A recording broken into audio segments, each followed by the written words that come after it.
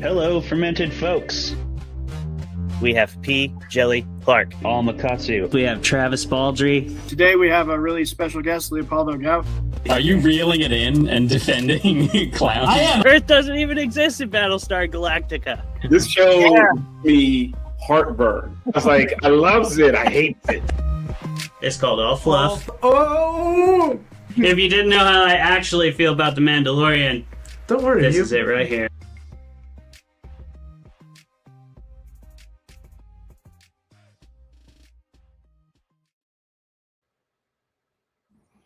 Hello, Fermented Folks, and welcome to another episode of Fermented Fiction, the show where we drink beer together and argue about the best shows, books, movies in the genre fiction realm with our distinguished guests. Said distinguished guest tonight is Nat Cassidy, author of Mary, Nestlings, When the Wolf Comes Home, and his new book, I Know a Place, among many other awesome stories. Nat, thank you so much for coming on the show. Hello. Thank you for having me. That's a very intimidating opening credits that you have, appropriate to our discussion tonight. Yeah, I got to follow 𝘔𝘰𝘭𝘧 and Travis Baldry and 𝘕𝘦𝘴𝘵. Man, what am I doing here? Yes, good luck. Hey man, you are well among that echelon, and I think we all know that. All of us are fans of your work here on the show. I'm a huge fan of your work. You may not remember this, but you're the first author I met at my first StokerCon. I met you in the bathroom, and I looked at your name tag, and I was like, holy shit, you're Nat Cassidy. This was between you and me. I thought you had a gentleman's agreement, Clay. I never shook on that, you know. I mean, we had just been at the urinal and everything, so shaking was uncouth, but like we didn't shake. That's all I'm saying. That's true. At least not hands.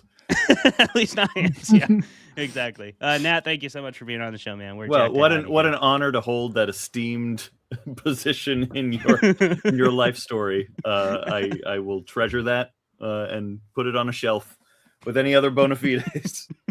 It's all yours, pal. It's all yours. Maybe Jeremy can 3D print you an appropriate trophy.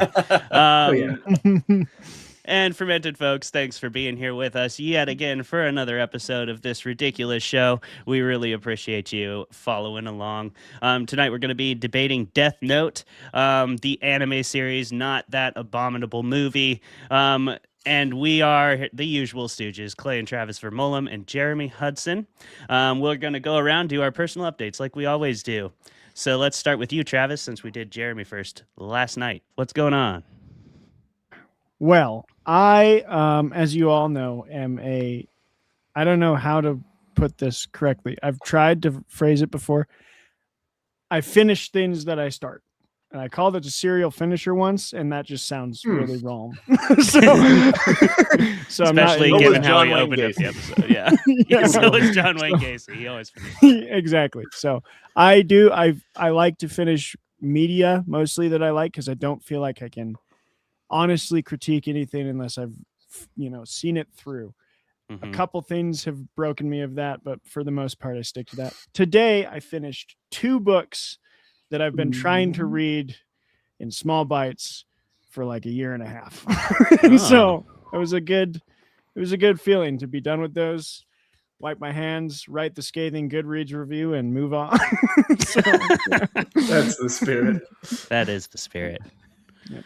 You did it. And since the reviews were scathing, we'll just go ahead and not talk about what books those may or may not have been. They were but I'm Mary glad you got and through Nestlings by Nat. Yeah. Funny enough. Yeah. I've heard worse, Travis. No, they were both non-fiction. So, yeah. There you go. That shouldn't offend any of the viewers on the show. So that's good. That's good. This is a fiction show here. We're friends of fiction. Jeremy, how about you? Well, me and my wife are fast getting ready for my in-laws to come visit for my wife's dad's birthday. And I have been requested to bake a cake and make some ice cream, because that's the only things those people trust me to make. So this is Jeremy's lot in life. Palettes. Yeah, I'm the bakery guy now. I bake. Okay, that's a good It's not a bad life. Yeah, just like Baker Yeah. Mayfield, you know, you're out there baking. Everybody appreciates it. Let Yeah. him bake. Let him bake. Let him do it. Jeremy gets voluntold to bake a cake for any family gathering anytime they happen. If you're a new viewer to the show, this is something you'll hear again around Christmas, around Thanksgiving. Yeah, around Thanksgiving, you'll any hear other how many holiday. pies I've been volunteered to bake. So stay tuned. It's going to get wild. He's a selfless man, our Jeremy, and we appreciate him for that. We love him for it, really. You just say, let them eat cake. And they do. Which Yeah. actually wasn't That's something Marie, you can Marie say. Antoinette, but you know, No, it was me. Sorry. Just I'm a nerd. while we were talking. Are you doing an actually? I'm right done. now to I'm us? done. Nope. There was no actually. It was more just a fun fact because he didn't even My mention Marie statement Antoinette, didn't but even have a bibliography, Travis. It didn't. Cite I your just sources, couldn't Jeremy, help- if you don't want couldn't Travis help to come myself. after you. Absolutely not. Nat, we appreciate your patience, buddy. Thanks for being on the show. Yeah, this is what we do here at Fermented Fiction. We ferment some fiction. I am also have a family event coming up. I'm actually going to see Travis in just a couple days. Shout out to my cousin Caitlin. She's tying the knot this weekend. So yeah, really excited Mazel for her. tov. Mazel tov. We're going to go enjoy this will be my third Catholic wedding. The other two are courtesy of the other two men on screen here. Hey. Certainly wasn't my choice of wedding. But yes, I appreciated both of yours, and I believe Caitlin's is going to be substantially longer. So I'm going to get the boy. real Catholic wedding experience. The whole lengthy one is what I've been That's told. so long. Yours wasn't that long, Trav. I don't think it should be much different than ours. Like, No. they're never too bad. Okay, good. people Because over-exaggerate. it's been hyped up to me, and I was like, Now, I don't know. baptisms and confirmations, those shits are for Those, yeah, those can that's like, oh, that's hard. I assume no one's getting baptized unless y'all got a surprise for me. No. But I don't think that's how that works. So I mean, we dunk you in the holy water, but it'd start to sizzle, so. yeah, exactly. It's nice of the church to let me over the threshold in the first place. I do like to live deliciously. So let's get to living deliciously here on Fermented Fiction with Nat Cassidy. Nat, can you introduce the fermented folks out there, who you are, what you do, where they can find you, and maybe tell us something cool going on in your life right now? I certainly can try. Hello, Fermented Folks. It's a pleasure to be here. I'm Nat Cassidy, author of the aforementioned scathingly reviewed Mary and Nestlings, and also When the Wolf Comes Home. And I'm a novelist and former playwright and actor. And that's the long and short of it. And I've got a short story collection called I Know a Place, Rest Stop and Other Dark Detours, which is coming out May 5th, wherever books are sold. It's being released by Shortwave Publishing and distributed by Simon & Schuster. So it will be available wherever you get your books, trade, audio. And even if you don't want to read my stories, you might want to pick it up if you're a Stephen King fan, because he has very, very astoundingly graciously written the introduction to this collection. So even if you don't like my work, you got to pick it up for him, right? Right? That's Do amazing. it for him. Come on. Absolutely. That's one of his latest pieces right there. No collection will be complete without it. Exactly. Very true. That's awesome, Nat. Also- Well, congratulations on the recognition you. there, and I'm excited to read it. I've read Nestlings was the first book I read of yours, and I absolutely loved it. And I was a big fan of When the Wolf Comes Home too. It was a weird you. take on that monster. You did it was very not what we expected, so it was a great job. Thank Yeah, you very it was a much. lot of Thanks fun. for reading. Nat, I love that you have one. You mentioned your acting, and I was looking through your IMDb before the show, and I love like the roles you've had in so many of the television shows.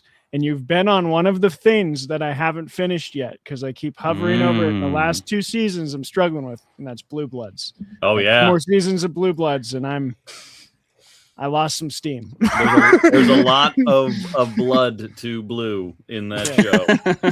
You Yeah, gotta blue all of it. I am a frequent bad guy of the week. I play primarily dirtbags on network procedural shows, and Blue Bloods was one of my most detestable white supremacist murderers that I've played, because I have played multiple. It's Easily something top about this 5. facial hair. Yeah. I don't know why. I'm a very nice Jewish boy, and yet I keep getting cast as Nazis. Right. You do look like someone who, just if you muss up your hair a little and put you in a raggedy vest, like you could have crawled out of a Mississippi swamp or something. I have worn so many raggedy vests. I'm constantly wearing like fucking fleece and like puffy vests that have been distressed. Ooh, yeah. So you nailed it. You nailed it, Clay. I love it. Yeah, PNW chic, but with a rough side. I like it. Exactly. Well, yeah, that's hilarious. And let's get into something, let's talk about a bit of supremacy, a bit of a god complex, if you will. Yeah. Anti-hero action. Yeah, absolutely. If you can even say hero. We've got Death Note coming at you, folks. Now, if you don't know the premise of Death Note, it is the story of Light Yagami. He is a young man who finds a book outside of his school, and it just says Death Note on it. He picks it up, starts looking through it, and he is sort of your typical anime hero protagonist, who he's a kind of a wonderkin. He's sort of a boy genius. His dad's a police chief, and he's got this strong sense of justice. He sees a lot of injustice in the world, and he always has wanted to find a way to correct it. Well, now that he has this book called Death Note, he meets a Shinigami, which is a god of death, from Japanese folklore, and it tells him how to use the Death Note, which is write a name in it, and that person will die. All you have to do is have their name in your head and write the name, and then they die of a heart attack unless you otherwise specify a cause of death. Light Yagami goes on to watch the news for a few days and just start murdering everybody that he perceives as worthy of dying. And that quickly, obviously, attracts the attention of multiple international police forces and law enforcement agencies, one of which is L's task force. L is another wonderkin who goes head-to-head with Light Yagami, starts hunting him down, and he is a fellow super genius who has solved all the biggest cases. He's sort of a anime version of Sherlock Holmes, and he's coming after Light. So then you have L versus Light in this epic showdown of cat and mouse that lasts 36 fucking episodes. Now, Nat, are you ready to debate this thing? Are you ready to roll some dice? I'll give it my all. Hell yeah. So This if you is a don't know show how, about conflict and argument, so we're gonna do it justice. absolutely. All right. If you don't know how fermented Justice. fiction works, the high roll defends, the low roll attacks, no matter what we actually think. Then we'll talk about what we actually think after the 10-minute debate. So let's roll them shits. You ain't gonna Did you beat get it. a nat 20, Clay? I got a 20. You did? You Yeah, got did a you? 20? Oh shit! Yeah, nat Two 20. 20s? Two 20s. Oh, God. buddy, This is like that's- season 1 of Death Note right here. that's L and Death Note Light, right there. no one can Ellen win. White. We're so evenly matched. Which of you All is right. justice? Do it again. All right. That's substantially less good. I got I got 11 this time. Are you fucking kidding me? Did you get 11? No, No. fucking way! Bro. Oh my god. All How right. do we Okay. do this now? I say we elect champions. Oh, Elect okay. champions, you say? Nat, you I get first pick. who do you want to roll for you, Nat, out of Travis or Jeremy? Well, Jeremy's eyebrow action is pretty impressive, so I think I got to go with that. I trust my brother. Excellent. Travis, roll for me. Do you All want high risk, high reward dice? Yes. All right. Ooh, All right, I'm counting on you, Jeremy. bold move. Equally Give me bold what you move, really. Bake me something good. Well, hey, what we have here is a 19. That's pretty good. 15. Nice. All right. Bam! Well thought. Well There we thought. go. That was the We got most two intense dice ties. rolling That's action we've insane. ever That had. was crazy. Insane. All right. Nice. I think I peed a gentlemen. little. I know I did. Clayton, you will have to tear apart Death Note, which means, Nat, you're going to be starting us off with the affirmative position. You will have 10 minutes for the whole debate, not each. You do not have to take the whole time and filibuster. So share the time, but also, hits below the belt are allowed. We don't mind if you get a little nasty in there. Is everybody ready? I am. Get out of here. And I will get out of here soon. Okay. In 3, 2, 1. All right, Clay. It's you and me.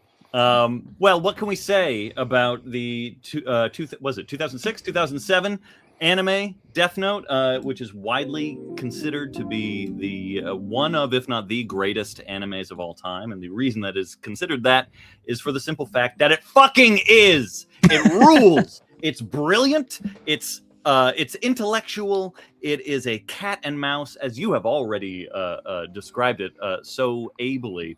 It is one of those fundamentally satisfying stories that goes straight back to Shakespeare. It goes straight back to Greek theater. It is the pitting of two incredibly worthy opponents against each other. It is as high drama as you could wish high drama to be. These characters are well wrought. They are perfectly defined. They are brilliant. They are more brilliant than the audience itself. So we are constantly not ahead of the action. We are as surprised and delighted by the twists and turns as an audience can be. It is wrestling with complex morality, with a character arc that is worthy of Walter White. When we begin with a kind of well-meaning but narcissistic student who then becomes rather quickly a force of destruction until he, in a Macbethian turn, because of his hubris, winds up writing his own destruction, but not before some of the most dramatically satisfying conclusions to rivalries that I can remember in long form storytelling. It's beautifully art directed. The voice acting is fantastic.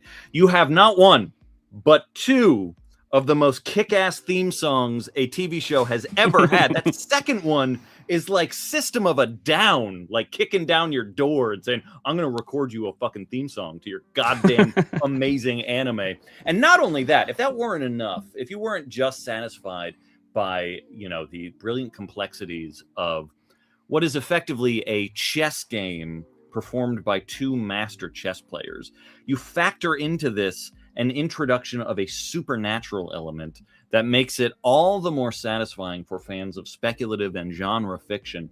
The entire introduction of the Shinigami realm and characters of Ryuk and the other Shinigamis, who are all not only beautifully designed, but hilarious and fun. They're addicted to apples. They fall in love with mortals. Like, again, we are dating back to Homeric intensity and Homeric perfection. We have got Olympus and the beaches outside of Troy. Like, this is as classic as storytelling can get, and yet it is perfectly brought into the modern era.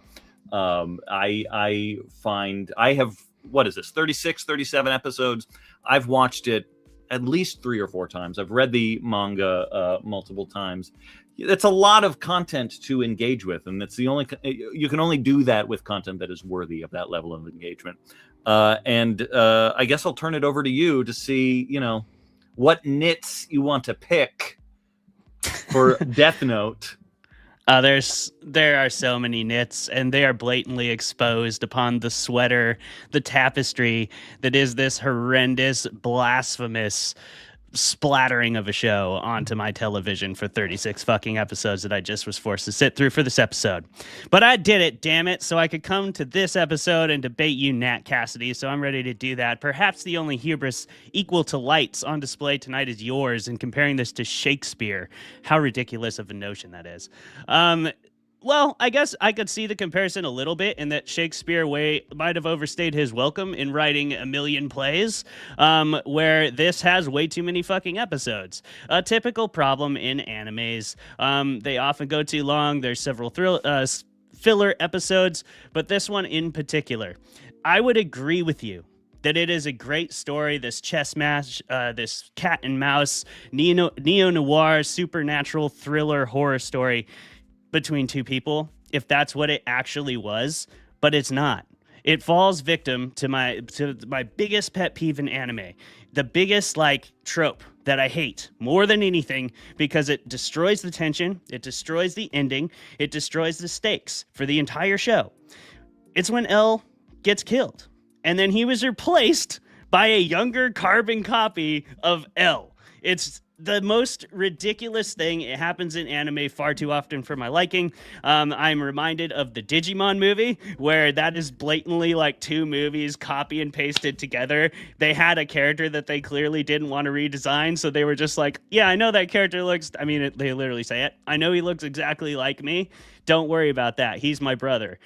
This felt exactly like that. It was like we needed to create like false tension towards the near end of this story. We had to have a fake victory, that typical story structure there. So we're going to kill L and manufacture this tension that frankly didn't need to be manufactured. They had plenty of it, and they blew it with that.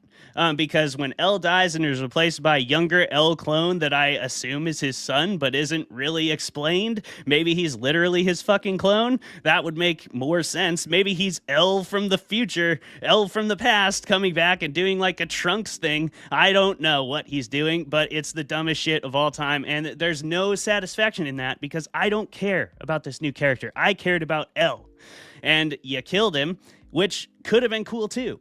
Like, if you're going to introduce that there is this other second level of the task force that L works with, go ahead and seed that throughout the show and like show me that that might be coming, and then I would have bought it. But I have a feeling that like they wrote one season and they got approved for a second season, and then they had to like shoehorn this in there because they didn't have enough fucking material.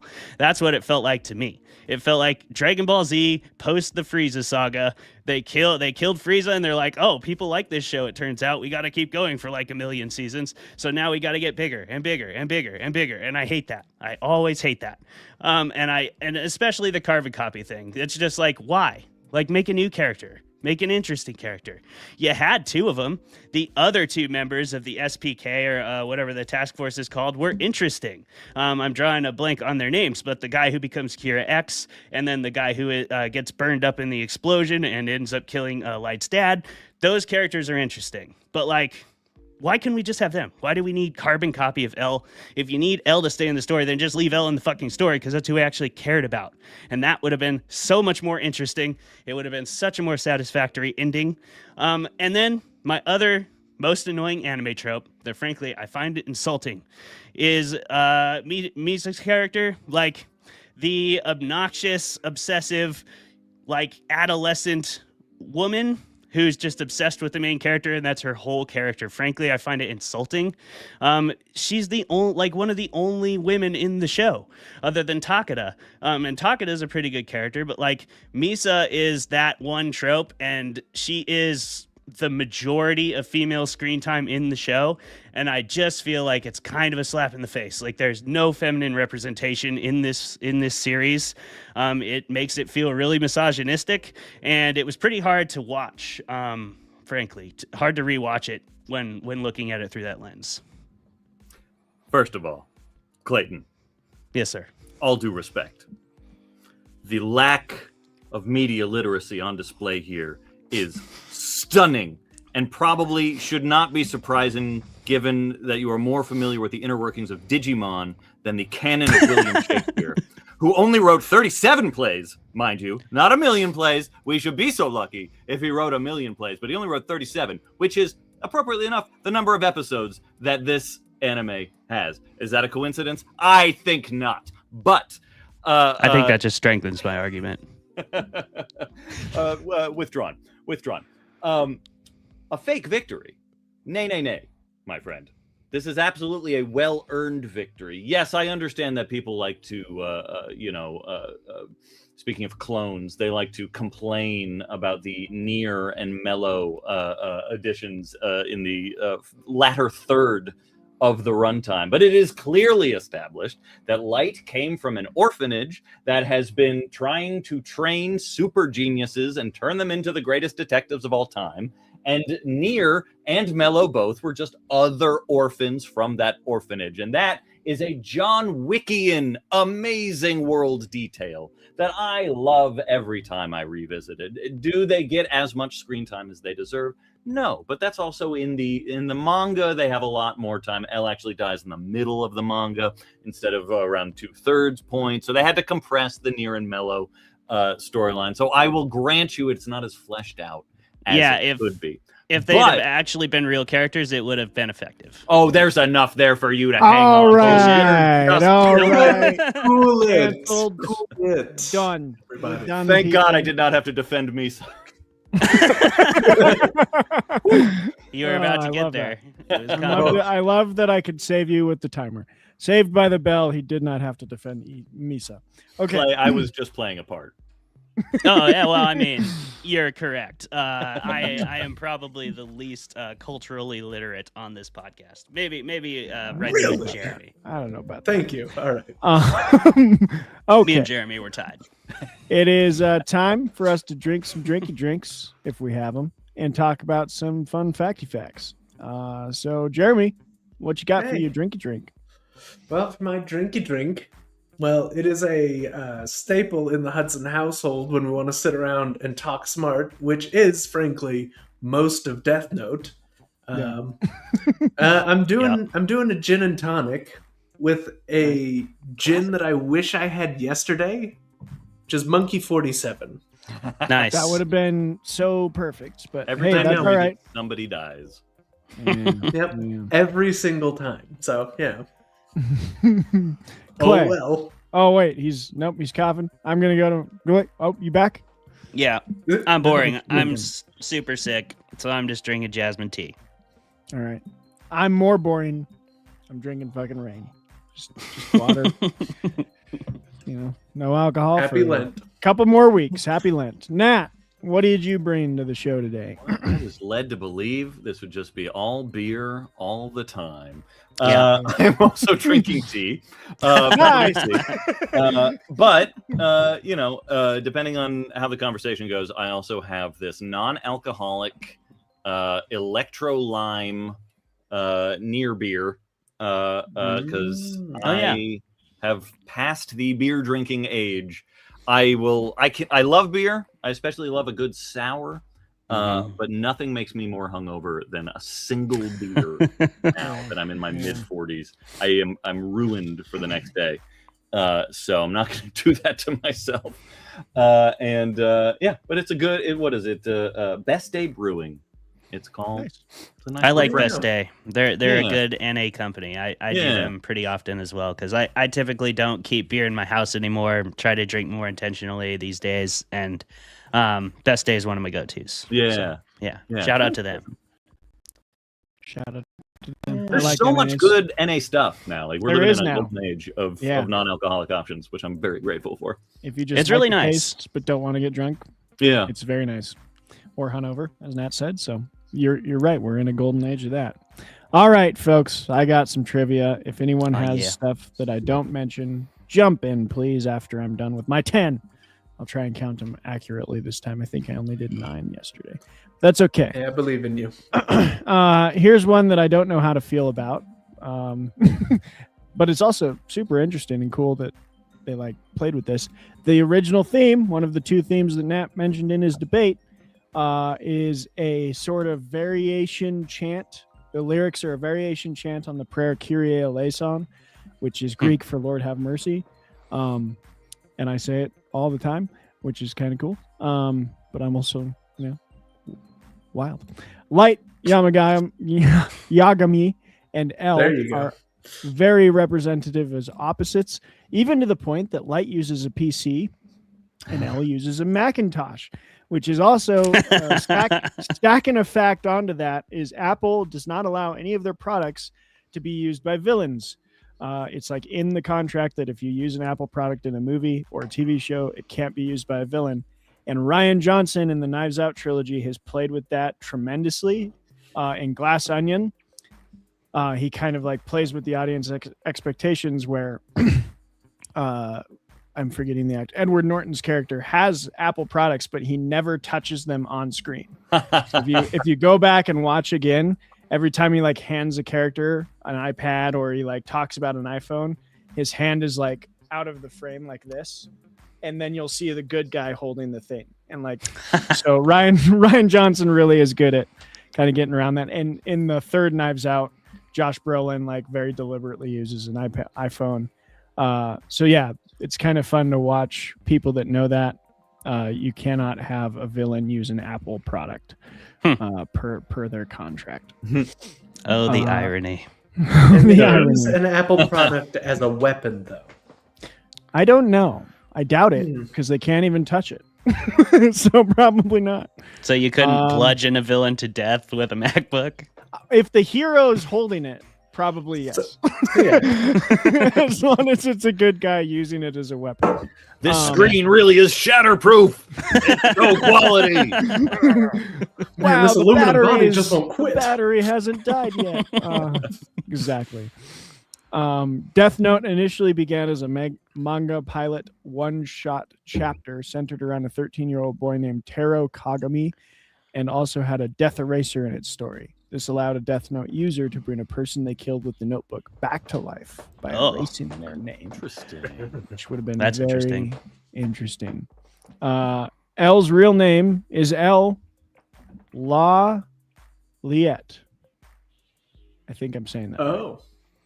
Okay. Yeah. Duh. So that's there you go. You didn't know? We all knew. Light's last We're name, pros. Yagami, is written with the kanji for night and god. So a lot of intentionality with names here. Mhm. This show has been attempted to be banned in one country and actually banned in another. Russia banned it. I'm not going to tell that whole story. It's really sad. There was a suicide. The second one, though, China banned it because they had such a fluctuation of teenagers making their own Death Note copies, and like they'd find them everywhere with their friends and their parents and their teachers' names like written in them. And so China was like, yeah, we gotta stop this and banned Death Note. And Gotta get a You handle can't on have that. kids writing Gotta get a names handle in on that. notebooks. That's just...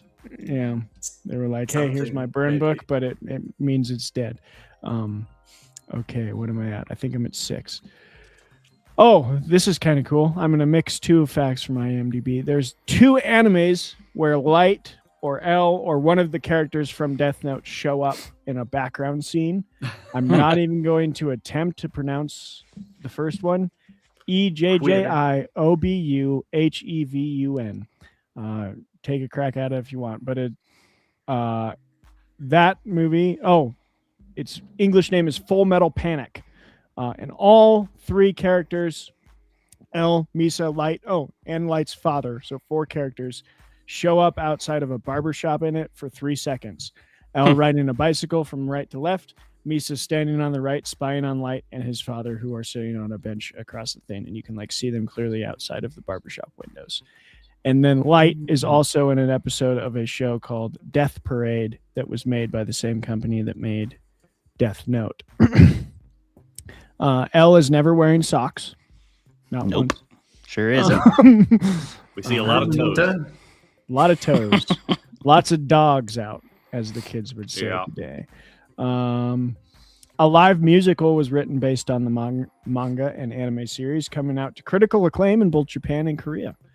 The musical was originally written in English, then translated into Japanese. But as of April 2016, there were no English scripts, and I don't think there is still, or sheet music at all. But there was a demo album that surfaced in New York City. So if you can find that, I'd be very interested.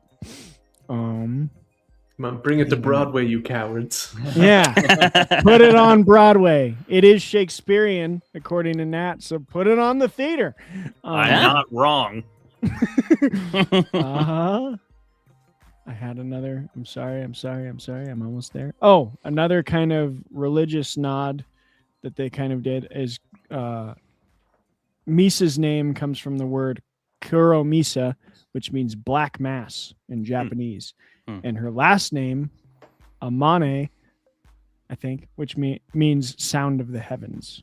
So Mm.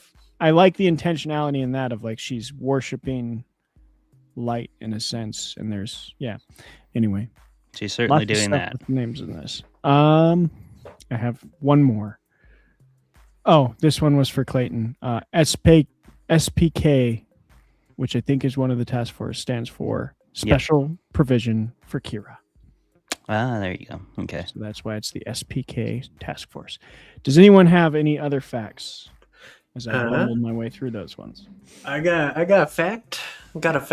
And this is according to the film theorists, they estimated just about roughly how many people Kira killed through his various incarnations, Jesus. be it light, Misa, whatever. Apparently, through the entire run of the show, Kira killed just over 279,000 people. Good Lord. Yeah. That's crazy.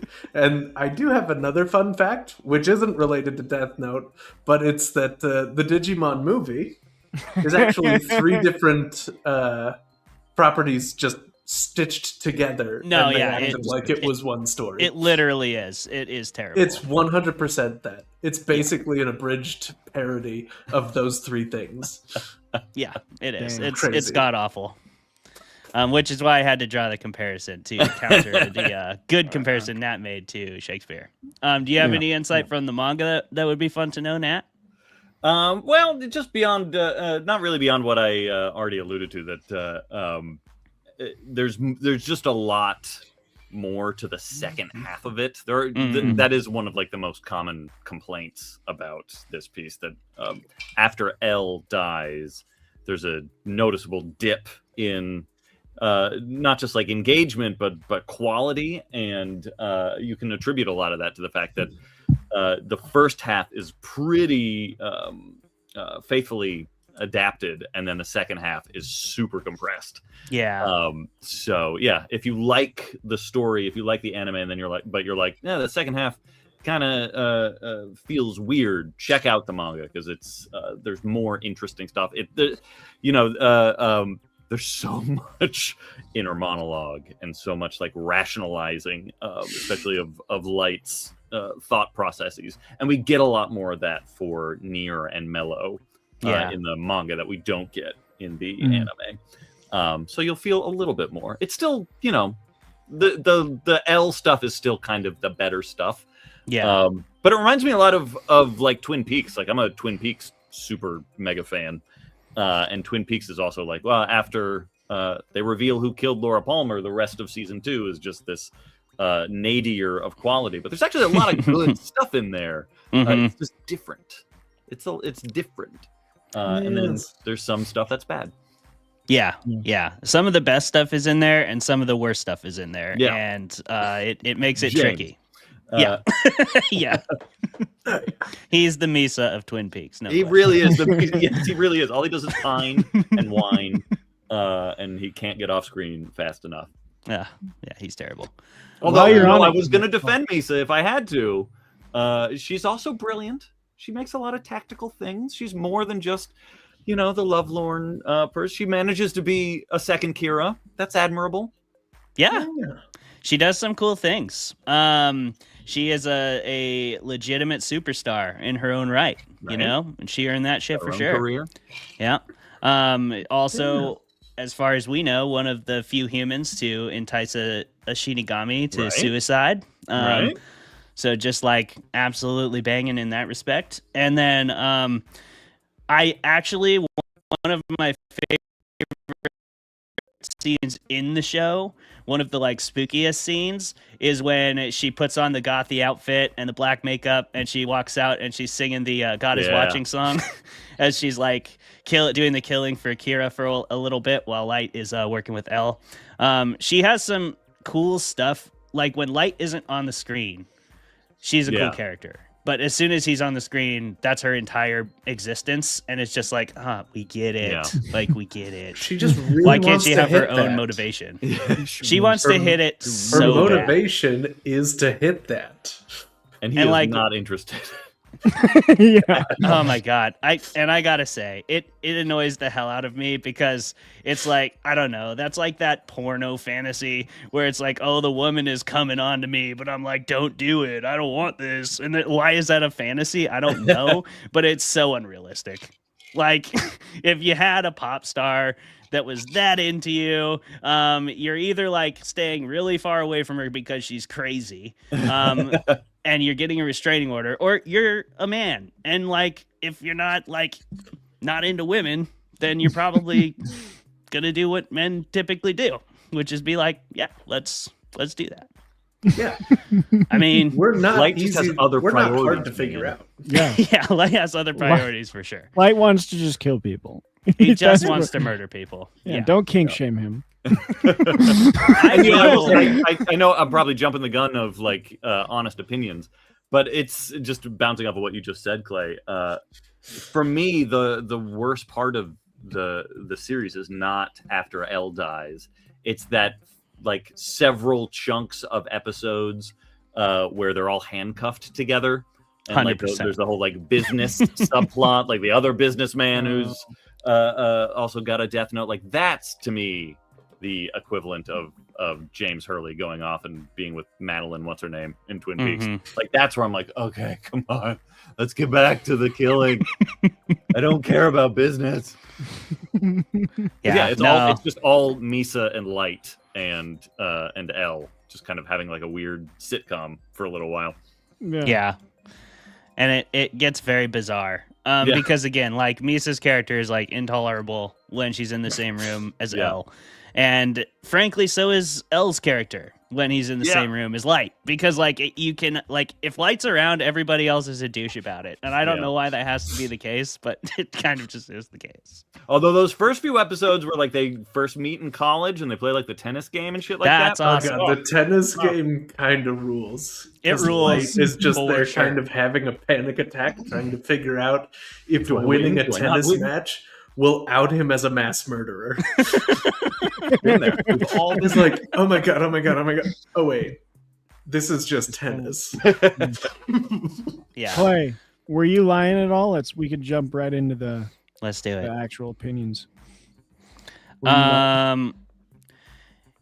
I was not really lying, except in saying that I hate Death Note, which is not true at all. I do love Death Note. I'm gonna go read the manga because I would like to see how it how it can be explored in more depth, especially with that latter third.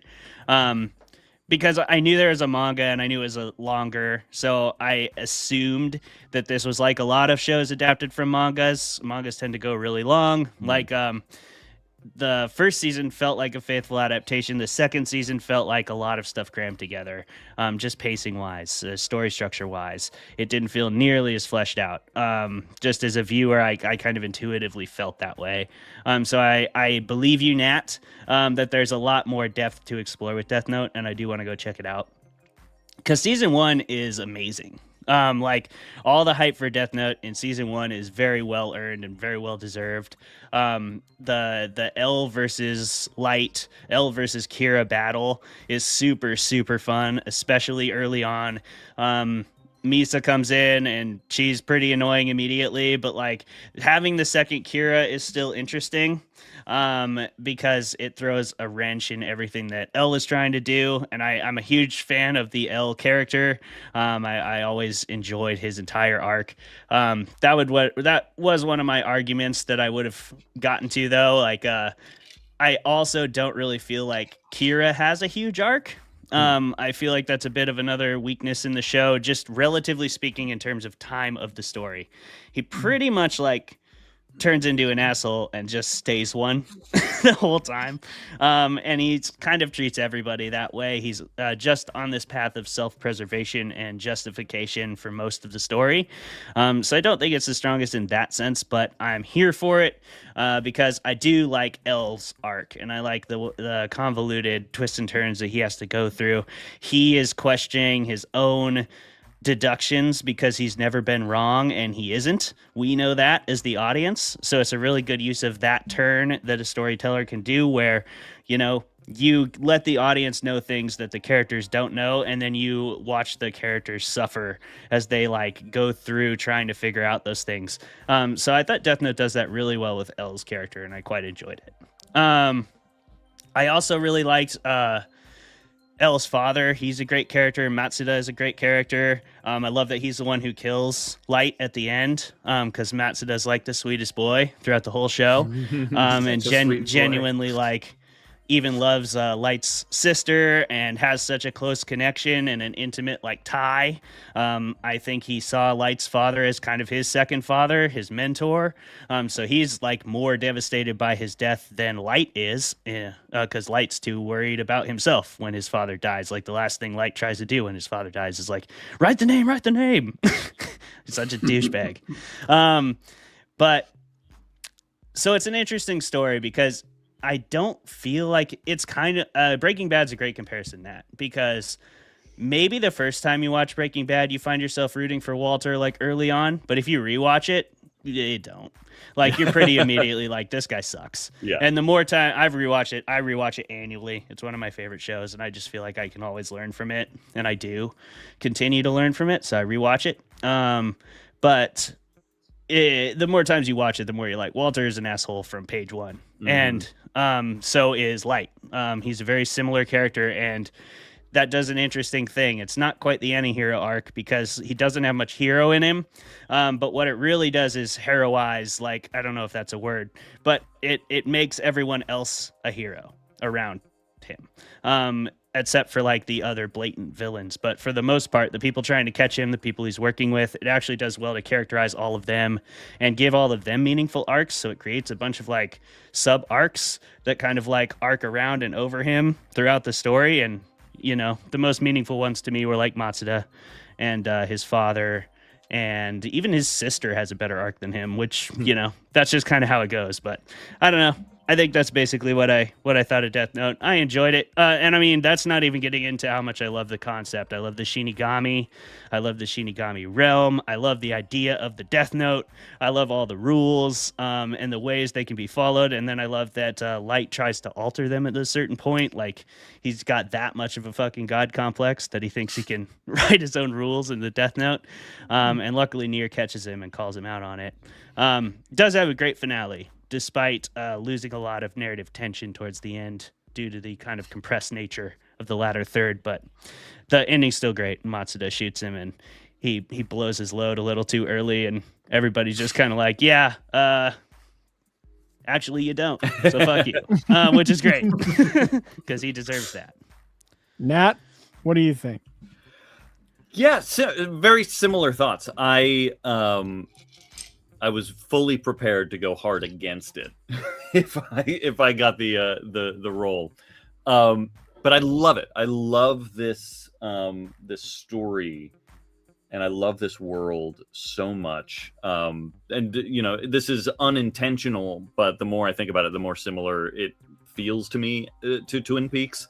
Like that first chunk of it is so immaculately entertaining and thought-provoking and exciting, and then it gets weird and kind of silly, but it still has these tentpole moments that work so exquisitely well, including the finale. Like the for any faults I might have with the pacing or the structure post L, the way it all kind of comes to a conclusion is so eminently satisfying on a plot level, on a character level. Like Clay's 100% correct. Like there is no real arc per se for our central character, for Light slash Kira. But the other comparison I was drawing to Macbeth is also, I think, very apropos. Like, it is just about this damaged individual who is already clearly sociopathic and egomaniacal, but he gets a taste of power and runs with it. And rather than it being a thing that allows him to do the thing he says he wants to do, he wants to create a new peaceful world, it's instead reveals how hollow and mercenary and bloodthirsty he is. And I find that to be so engaging and fascinating and complex. And I'm not a writer who feels like super confident in plot. You know, I'm not a mystery writer. There are mystery writers out there who they create these intricate Swiss watches of betrayals and red herrings, and this character's been lying the whole time, or they've set a plan in motion and now that plan is going to fruition, but we don't know what that plan is. And that happens like 13 times in this series, and each time at least, yeah. And sometimes it is a contrivance. Sometimes it is like, well, the audience didn't have that information, so how are we supposed to have known that was an option? But for the most part, I think it actually does play it relatively straight with the audience, and give us options that we know can be taken, but they get taken in such an interesting and unexpected way that when the reveal happens, it's like, holy shit, that was so smart. It's so smart that for all of its shortcomings as like an emotional work of art, which I think are myriad, it has a lot of shortcomings on that respect. And even that being said, like, I find Elle's death to be just incredibly upsetting, and such a great jaw-dropping kind of moment. And Light's dad too, I think is again, very classic, very very poignant, full of pathos. But it is an intellectual experience. It's so energizing and exciting, much like Breaking Bad in a similar way. Like, you have a brilliant character who keeps finding himself painted into a corner, and then you're like, well, how the fuck is he going to get out of this? And he does it, and he does it in a way where you don't feel, for the most part, cheesed off as an audience member. You're not like, that was a cop out or anything like that. You're like, holy shit, that was really smart. Like, the whole thing about it's ironic that I say this because it leads into what is kind of my least favorite point of the series, but Light's whole chess game of allowing himself to forget, giving up the notebook and then erasing all of his memories. Like, just from a writing level, I'm like, fuck, that's such a good idea. Like, that was so intriguing, and the way he set into motion this fucking 9,000 dimension chess game that ultimately then comes back to him getting his memory back at the perfect time. I love that. I love how it constantly feels like a series of puzzles that I'm not smart enough to solve. And I respect that, because it's so easy for some media to give you similar puzzle boxes and you're like, yeah, I know what you're doing, I see where you're going. This never does that. This sometimes does the opposite, where it's like there was no way to ever know where you were going. But for the most part, I stand by the kind of, I think this is such a successful property, the horrible movie adaptation notwithstanding, but the fact that there are so many spin-offs, and there's the musical, and it is such an iconic piece of work in this subgenre, in this medium, because for all its hugeness as a story with the Shinigami realm and the rules and all of this Byzantine stuff, it's still a very satisfyingly small story of these two adversaries, of this Sherlock and Moriarty just battling wits, that is so eminently engaging and intriguing. Yeah, I agree. I really like the Macbeth comparison too, and I do got to retract my statement about Shakespeare real quick. I forgot to do that in my true. It was in the heat of the moment. Too. We all said that. Come after my boy. I just got to make sure that's retracted formally. Shakespeare wrote too few plays, not too many. That's for sure. Yes. I mean, there are a few that could go. Oh, for sure. No one's going to miss Henry VIII. You could lose. No. You could lose some of those. Yeah, but he also could be curious to hear more, which ones. I'd be curious to hear. Henry VIII, parts of King John. True. There we go. Okay. I'll agree with True. We could do without. Don't get me started on Edmund Ironside and Sir Thomas More. Yeah. I could do without Taming of the Shrew. I like Taming of the Shrew. What's problematic about Taming of the Shrew? Name me one. Yeah, what's wrong with Yeah, that? name one So many thing. problematic things. But listen, without Taming of the Shrew, we would have never gotten 10 Things I Hate About You. That's that fine. does rip. Right. See movie my really commentary on Misa. All the same problems. are there. I love that movie. I do love your Macbeth comparison. I think you made another comparison there that I really liked, and then I got focused on my boy Shakespeare, my boy Bill. It's also very Crime and Punishment. Like it's very Raskolnikov.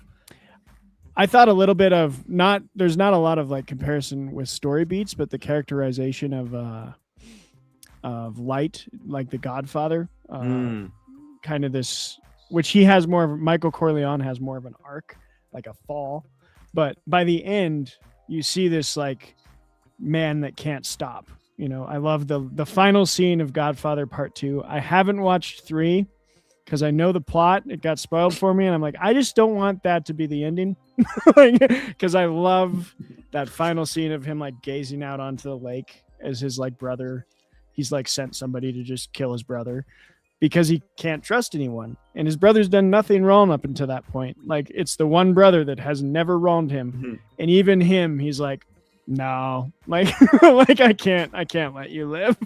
I think there's a lot of that with Light of like he starts to do the thing for so long that he just can't stop, and no matter what, there was never a time or place or way in which Kira rested. Like it became him, and I think stories like that are really cool, which is a reason I liked Death Note for quite a while. I gave up. See, I say I always finish things, and you've named 2 of the shows I haven't. I couldn't get through the Misa stuff, but I will fully say this is me. I don't like that trope in anime. Most of my favorite animated series aren't really like traditional anime. Like, so I can't really say I'm an anime fan. I really liked Castlevania. I was a big fan of Arcane. I like what Vox Machina has been doing. Sure. But like besides that, when I've tried to watch for a long time like traditional animes, even like the classics like Dragon Ball Z and stuff, I just can't. It's not my cup of tea. I don't like goofiness. I like a serious animated sort of darker take, which even Vox Machina tiptoes into characterizations that I'm like, sometimes. But have you tried Attack on Titan yet? Everyone's told me to. I have not. Attack on Titan goes fucking all hard. serious all day. It's not funny. That's what I heard. It's not funny. It's never fucking funny ever. You cannot binge it. You'll get too sad. Yeah. And That there's one no I've heard- Misa in that one because she gets I've heard 20 times. Full Metal Alchemist Brotherhood is the other one. People are like, That- oh, you'll like yeah. that one. It's great. Rules, dude. So Full but, Metal yeah. Alchemist Brotherhood rules. Attack on Titan also rules. Yeah. I did not finish Evangelion also Death Note. rules. Neon Genesis Evangelion also rules. I'm going to shout out Parasite. Nobody talks about Parasite. Parasite rules too. Parasite Parasite does rules. rule. Parasite. That's a little Yeah. sillier. The movie also rules and deserved the Oscar Yes. in a year that was hard to win. That was a Mhm. rough year for good Different for that Parasite, movie. actually. This is Parasite. with a Different Y. Parasite. Yeah, I know, but Yeah. I had to shout out Parasite. Oh, yeah, we yeah. can talk about Everything. Parasite. I'll talk about Parasite. I fucking love Yeah, it. let's go. my Not final every opinion. parasite. My final opinion would be, Zeb in the comments said, "Don't sleep on Delicious in the Dungeon." Okay. Noted. I don't know So- that one. I am sleeping on it. We've all slept. Yeah, I didn't even Death know there were We've been comments. right on it this whole time. Death Note is good, but I didn't finish it. But I really liked the chess game that you guys are talking about, and I do agree with that. It is very Shakespearean, and I can say I come from somewhat of I know Shakespeare probably more than most random people. Like I'm not an expert, but I read a lot of freaking Shakespeare. I have 3 tattoos, so. Now I want to know which ones. Oh, I have. Everybody else leave. It's me and Travis now. I can tell them really fast. I have Richard II. Love Richard II. I have Richard II on my right arm. I have Julius Caesar on my left arm, and then I have Macbeth on my spine. So full you just have scorpions is my doomed political leaders on your Yep. The That's the best thing. kind of political leader. Yeah. So Jeremy. you have a fair point, Jeremy. Jeremy, shut me up about Shakespeare. What did you think? Very of well. Death Note? Please shut these culture snobs up, Jeremy. Yeah, just be cool, guys. We're not. You're here. Let's bring it down here. Let's talk about. I was just about to quote Macbeth and say, "I have been in blood stepped so far that to return would be as tedious as to go o'er." That is this series in a nutshell. Anyway, go on, Jeremy. Yes, let's go on. I'm glad you only almost got. Just like me with this show. Yeah, just like that. But like, I mean, there's so much to love about Death Note. It is definitely, it's high drama in both the sense that it was probably written under the influence of so many drugs, but also like everything is cranked up to 11. There's, of course, the tennis match we alluded to. There's Light taking a potato chip and eating it. Fantastic. Oh my God. Pivotal. Fantastic scene. Absolutely no notes. Like I will say, I don't think the show is as smart as it thinks it is, but it is so much fun. Especially like, I don't know if anything in the show is as fun as like Light and L just constantly trying to one-up outsmarting each other, and just watching Light try to like Xanatos Gambit his way out of any consequences for his actions. And, you know, it's just really fun.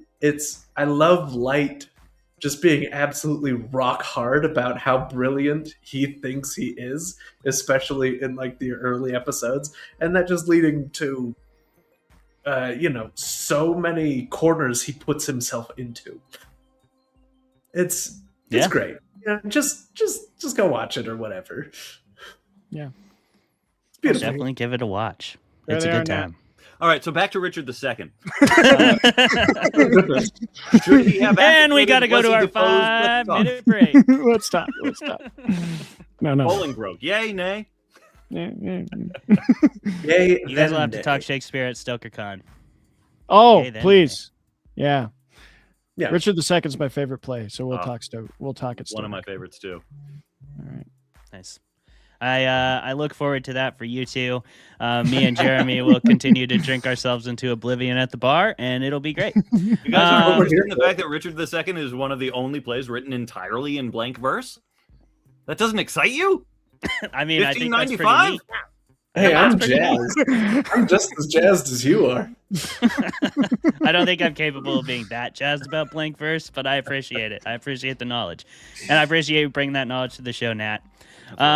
Thank you everybody for being here as well. We're going to take a 5-minute break, so everybody please kick off your cameras, kick off your microphones, and we'll see y'all on the other side. Goodbye.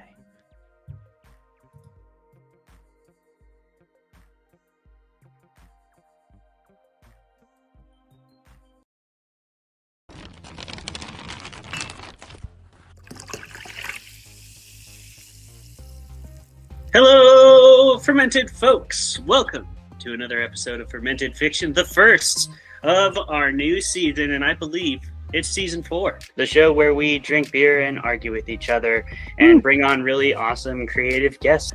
If you'll permit me to go a little bit outside the box.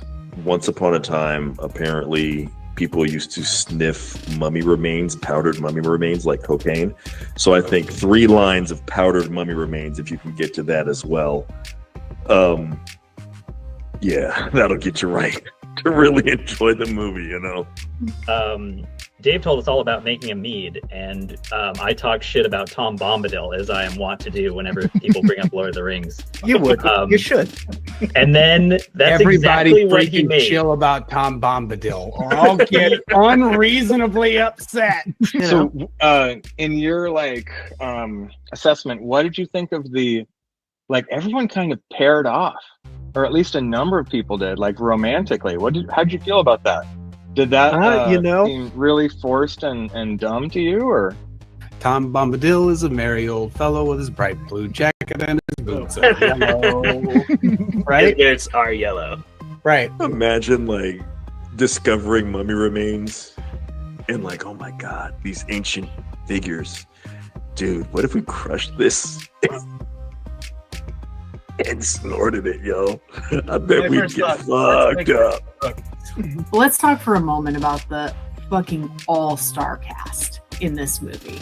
We have Ewan McGregor slaughtering it the entire time, main character energy, top to bottom. You can't argue with it. Women want him, men want him, everybody wants Ewan McGregor. Okay? If you don't agree with that, you're lying to yourself. Apparently she had a backstory, but they cut it because she's like very like hard-nosed at the beginning. And then like, I will say another pro of this movie is like their chemistry is hot. And like, I feel like if they didn't have that chemistry, I would have been like, ugh. Because she says at one point, she's like, oh, it's the apocalypse. What are we going to do? Like, fuck.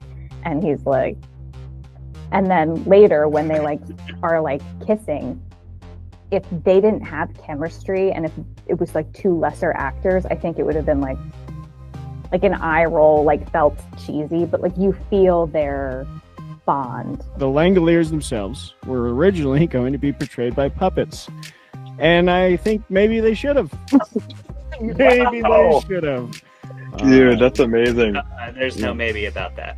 And I wish that I could say that there was something greater happening here than the war diary of a broken man living as sort of this White Tower academic with all of his friends sitting inside the 𝘔𝘰𝘮𝘕, drinking beer and pretending like, you know, magic lion Jesus isn't really silly. Because, I mean, it is. If we can just all be very honest with each other. The Lord's work out there.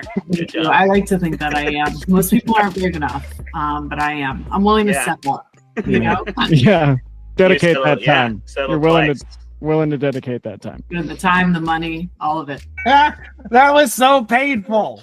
It's one of those painful things. Oh, that I've done was in my so life. good. That was so good. We've never been so savagely attacked by any author on their show. It's incredible. See that? See that over there? See that thing that says like, comment, subscribe? Do that. Freaking do it. Come on, Just do guys. Do it. Come on. Yeah, Get come in on. there. Do all You three won't. of those things. Whole school says you won't. Yeah. Have you We guys believe in liked, you. commented, and subscribed yet? Have you guys done it?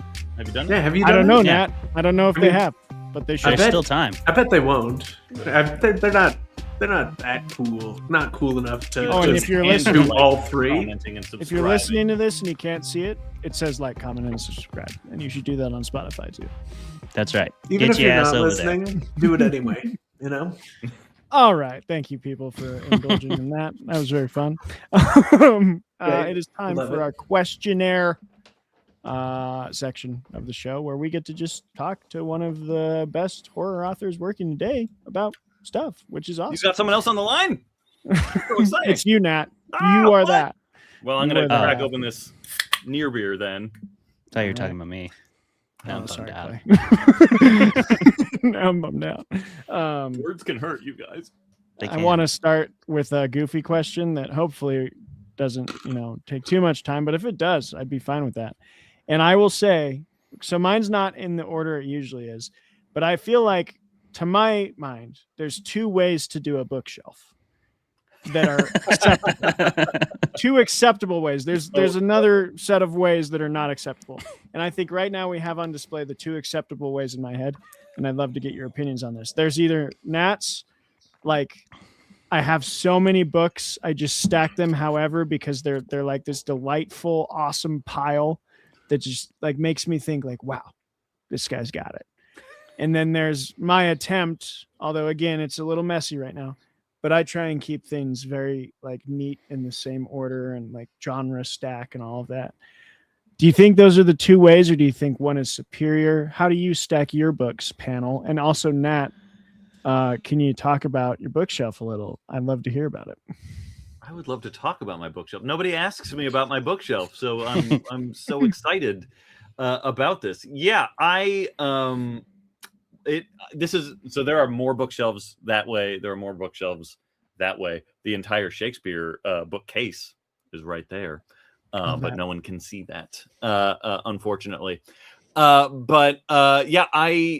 So I'm in my office. This is my my little writing space, and I wanted it to evoke as kind of viscerally as it could the used bookstores that I grew up just kind of being obsessed with and living in as much as I could, which means that there is organization. Like it looks haphazard, but there is actually a relative method to the madness, but also I just get too many books. And so eventually like I just got to start stacking on stacks. But like this area right here is all short story collections.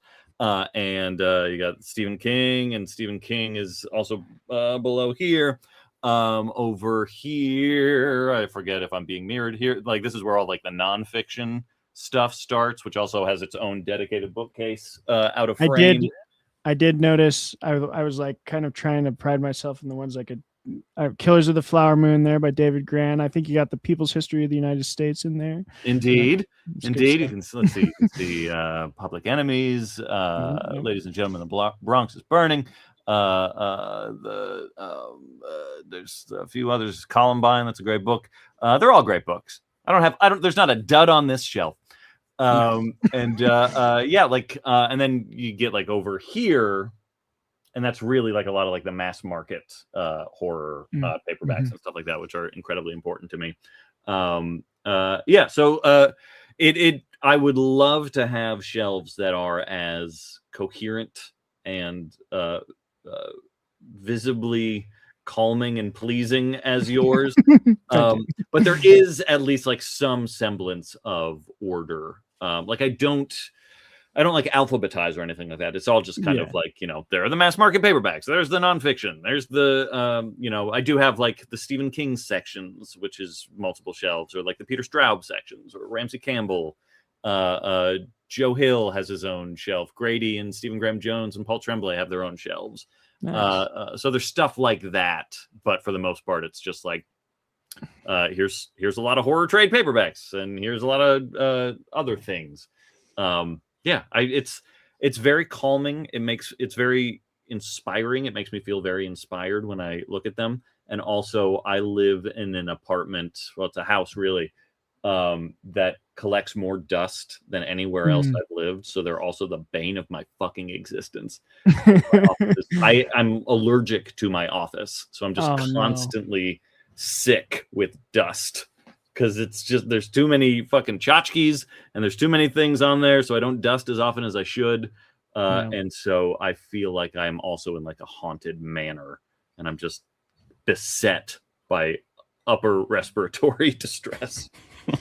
Some Luigi's Mansion shit going on. Yeah, Luigi's Mansion. Yeah. It reminded me when I saw your bookshelf as you signed on of, I don't know if you know, Umberto Eco that wrote The Name of the Rose. He has a really brilliant, he had an idea that I love that some people are like, that's really stupid, but I think it's beautiful, of an anti-library. And he phrased it as like, he just keep buying books till the day he died, even if he never read them, because he just wanted to be surrounded with like this reference material. Where no matter what he was thinking about, he could like peruse and be like, oh, that's about that, and just pull it off and read a couple chapters and just like constantly be reading, even if he didn't finish them, and just put them back on complete. Like apparently when he died, he had like 50,000 books in his Milan home. Just was like surrounded with them. So I love that yours is giving that vibe, and I love it. Yeah, it's a real sickness.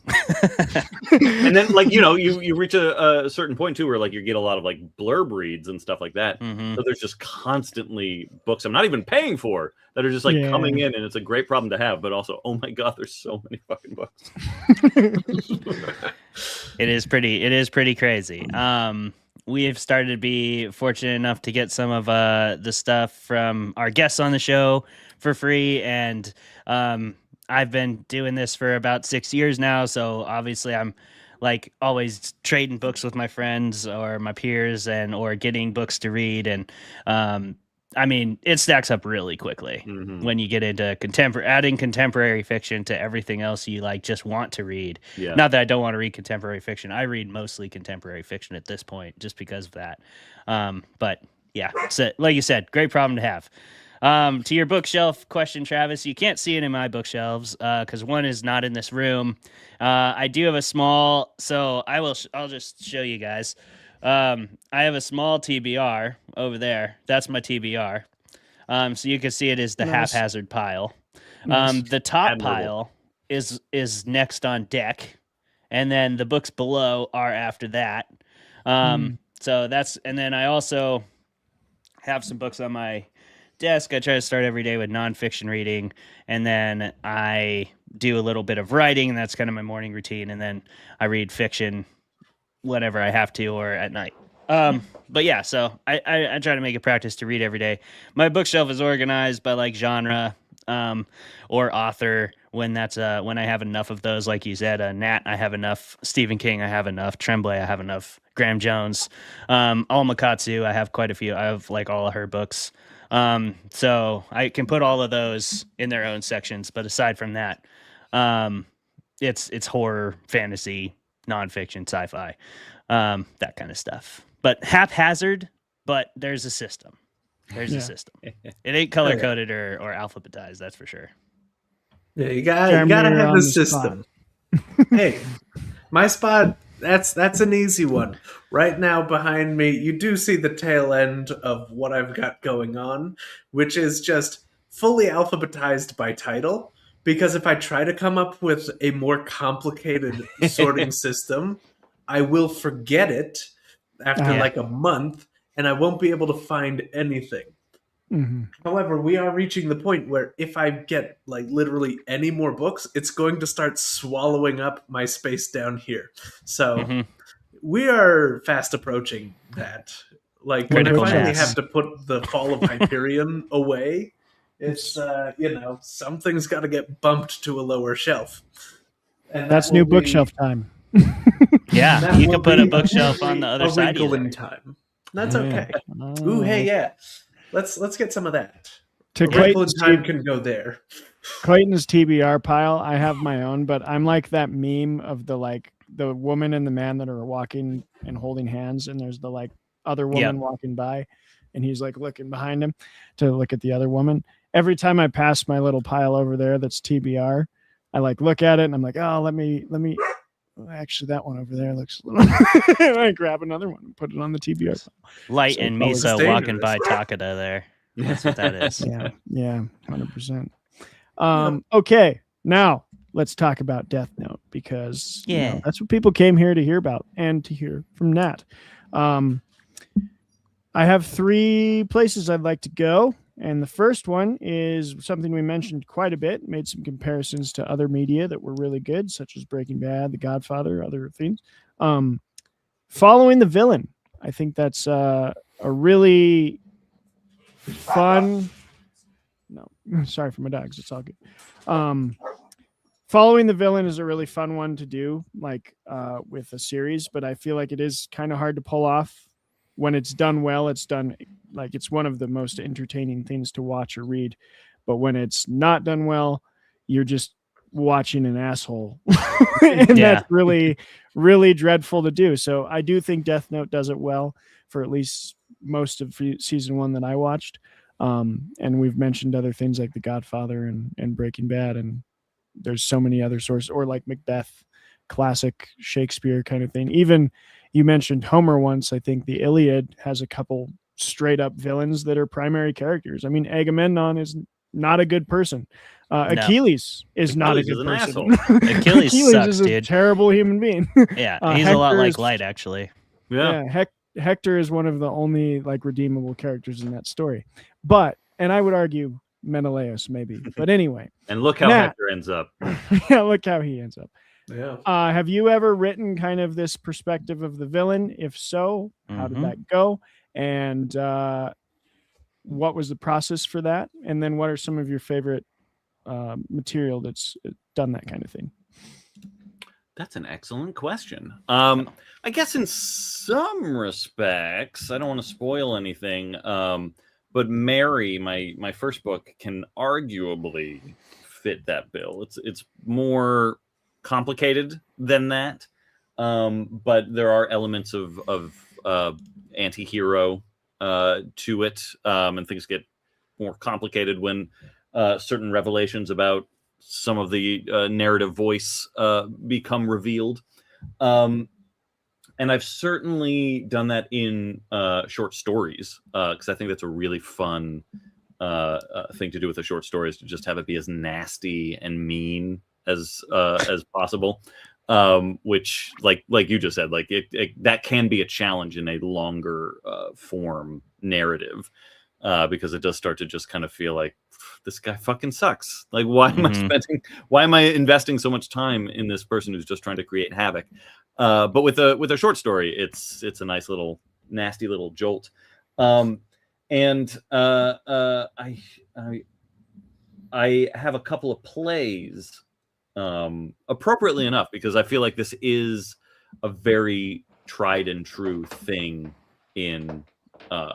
on the stage, like not just Macbeth, but Iago is arguably the most compelling part of Othello, and Aaron is the most compelling part of Titus Andronicus, and a good villain on stage. The whole Jacobean revenge drama movement too. Like Cyril Tourneur and John Webster and those guys. Like it's usually a real bad guy is the protagonist, because there is something really fun about watching that happen on stage, because they usually pay for their crimes, and so I have a couple of plays that follow in a similar suit, one of which, the first one that springs to mind, I know there are several others, but the first one that springs to mind was it's one of my favorite productions I've ever had of one of my works, which was a very, very loose adaptation of an H.P. Lovecraft like story fragment. It's one of Lovecraft's worst stories, which is saying a lot. But it was it's called The Temple, and the story was set on a U-boat during World War I. I updated it to World War II. And the play is basically about a political Nazi officer who's on board a Kriegsmarine U-boat during what was called the Black Spring. It was when the Battle of the Atlantic turned immediately on a dime, and suddenly everyone in U-boats was dying precipitously. And basically to be on a U-boat was like the most horrific death sentence imaginable. And this, smarmy little propagandist political officer is on board this submarine to get some propaganda footage, and the boat winds up sinking, but he winds up finding these artifacts that allow him to breathe when there is no air, and he just commits horrible mind games on the dying sailors who are dying of oxygen starvation, and making them do horrible things, and kind of running experiments on them to see what orders they will follow at their own expense. And it is just like this very disturbing deep dive into fascistic mindset and the fascist impulse, written at a time when that seemed like a novel idea. It was like, oh man, I wonder what that would be like. So it was the early days of like 2013. It was an innocent time. Very much a one of those like, following the worst person in the play, in the story. I've got a follow-up question for you before we hop to Clayton and Jeremy, because I do think there's Death Note is interesting, just in the same way that like Breaking Bad is, even Better Call Saul, where you mentioned like Iago, and Iago's maybe my favorite villain in all of literature. I love him. I love his final line. It's so impactful. But he's, yes, the most interesting person in the play, but Othello is still the title and the guy and the protagonist. And I think that happens a lot, where the villain pulls all the attention because they're so compelling.